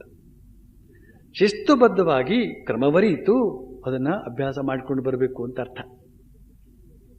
ಆ ಕ್ರಮವನ್ನು ಸರಿಯಾಗಿ ತಿಳಿದುಕೊಳ್ಬೇಕು. ಥಿಯರಿ ಅಂತ ಒಂದಿದೆ. ಆ ಥಿಯರಿ ಅಭ್ಯಾಸ ಮಾಡಿದ ಮೇಲೆಯೇ ಪ್ರಾಕ್ಟಿಕಲ್ಸ್. ಬೇಡ ನಿನ್ನ ಥಿಯರಿ ಎಲ್ಲಿ ಹೋಗ್ಬೇಕು? ಆ ಥಿಯರಿ ಬಿಟ್ಟು ಇನ್ನೇನು ಉಳಿತೆ? ಆ ಥಿಯರಿ ಆದದ್ದು ಹೇಗೆ? ಯಾವನೋ ಒಬ್ಬ ಅಭ್ಯಾಸ ಮಾಡಿದ, ಬರೆದಿಟ್ಟ, ಅದು ಥಿಯರಿ ಆಯಿತು. ಬರೆದಿಟ್ರೆ ಥಿಯರಿ, ಅಭ್ಯಾಸ ಮಾಡಿದ್ರೆ ಅದು ಪ್ರಾಕ್ಟಿಕಲ್. ಅಭ್ಯಾಸ ಮಾಡಬೇಕಾದ್ರೆ ಅದು ಹೇಗೆ ಮಾಡಬೇಕು ಅಂತ ತಿಳ್ಕೊಳ್ಬೇಕೋ ಬೇಡೋ ಅದೇ. ಇಲ್ಲಿ ಪ್ರತಿದಿನ ಧ್ಯಾನಾಭ್ಯಾಸ ಮಾಡುವುದರ ಮೂಲಕ ಮನಸ್ಸು ಹತೋಟಿಗೆ ಬರ್ತದೆ, ಶಾಂತವಾಗುತ್ತದೆ ಅಂತನ್ನುವ ಅತ್ಯಂತ ಅಮೂಲ್ಯವಾದಂತಹ ಸಲಹೆಯನ್ನು ಕೊಟ್ಟಿದ್ದಾನೆ ಶ್ರೀಕೃಷ್ಣ. ಇನ್ಯಾವ ಸಲಹೆ ಬೇಕು? ಇನ್ಯಾವ ಗುರು ಬೇಕು ನಿಮಗೆ? ಇನ್ಯಾವ ಮಾರ್ಗದರ್ಶನ ಬೇಕು ನಿಮಗೆ? ಆದರೂ ಯಾರಾದರೂ ಒಬ್ಬರು ಸಿಕ್ಕಿದ್ರೆ ಏನೋ ಒಂದು ಪ್ರಶ್ನೆ ಕೇಳಬೇಕು ಅಂತ ಒಂದು ಕ್ರಮ ಇದೆ ನಿಮ್ಮಲ್ಲಿ, ಅದಕ್ಕೆ ಒಂದು ಕೇಳಿಬಿಡೋದು. ಅವನು ಏನೋ ಒಂದು ಚಿಂತೆಯಲ್ಲಿ ಇರ್ತಾನೆ, ಅಥವಾ ಇನ್ನೊಂದೇನು ಯೋಚನೆ, ಇನ್ನೊಂದೇನು ಕಾರಣ ಕೊಟ್ಬಿಡ್ತಾನೆ. ಆ ಸ್ವಾಮಿಗಳು ಹೀಗೆ ಹೇಳಿದ್ರಲ್ಲ, ನೀವೇನು ಹೇಳ್ತೀರಿ ಅಂತ ಇನ್ನೊಬ್ಬರು ಕೇಳು. ಅವರು ಮತ್ತೊಂದೇನೋ ಹೇಳಿಬಿಡ್ತಾರೆ. ಮೊದಲೇ ಇವನು ಚಂಚಲ, ಇಲ್ಲಿ ಯಾವ ಮಾತು ಇಲ್ಲಿ ಈ ಮಾತು ಎಲ್ಲ ಕೇಳಿಬಿಟ್ಟಿದ್ದೆ, ಕೊನೆಗೆ ಅವನು ಏನೂ ಮಾಡೇ ಇರೋದಿಲ್ಲ. ಇಲ್ಲಿ ಅತ್ಯಂತ ಅದ್ಭುತವಾದಂಥ ಮಾತಿದೆ. ಧ್ಯಾನ ಮಾಡುತ್ತಾ ಮಾಡುತ್ತಾ ಮನಸ್ಸು ಸಂಯಮಕ್ಕೆ ಬರುತ್ತದೆ, ಮನಸ್ಸು ಶಾಂತವಾಗುತ್ತದೆ. ಆ ಶಾಂತವಾದ ಮನಸ್ಸಿನಿಂದ ಮತ್ತೆ ಧ್ಯಾನಾಭ್ಯಾಸವನ್ನು ಮಾಡ್ತಾ ಹೋಗಬೇಕು. ತನ್ಮೂಲಕ ಯಾವಾಗ ಶುದ್ಧವಾದ ಮನಸ್ಸಿನಿಂದ ಆತ್ಮದರ್ಶನ ಮಾಡುತ್ತಾ ಯೋಗಿಯು ತನ್ನಲ್ಲೇ ಸಂತೋಷ ಪಡಲು ಆರಂಭಿಸುವನೋ. ಈ ವಾಕ್ಯವನ್ನು ಅರ್ಥ ಮಾಡ್ಕೊಂಡ್ರ?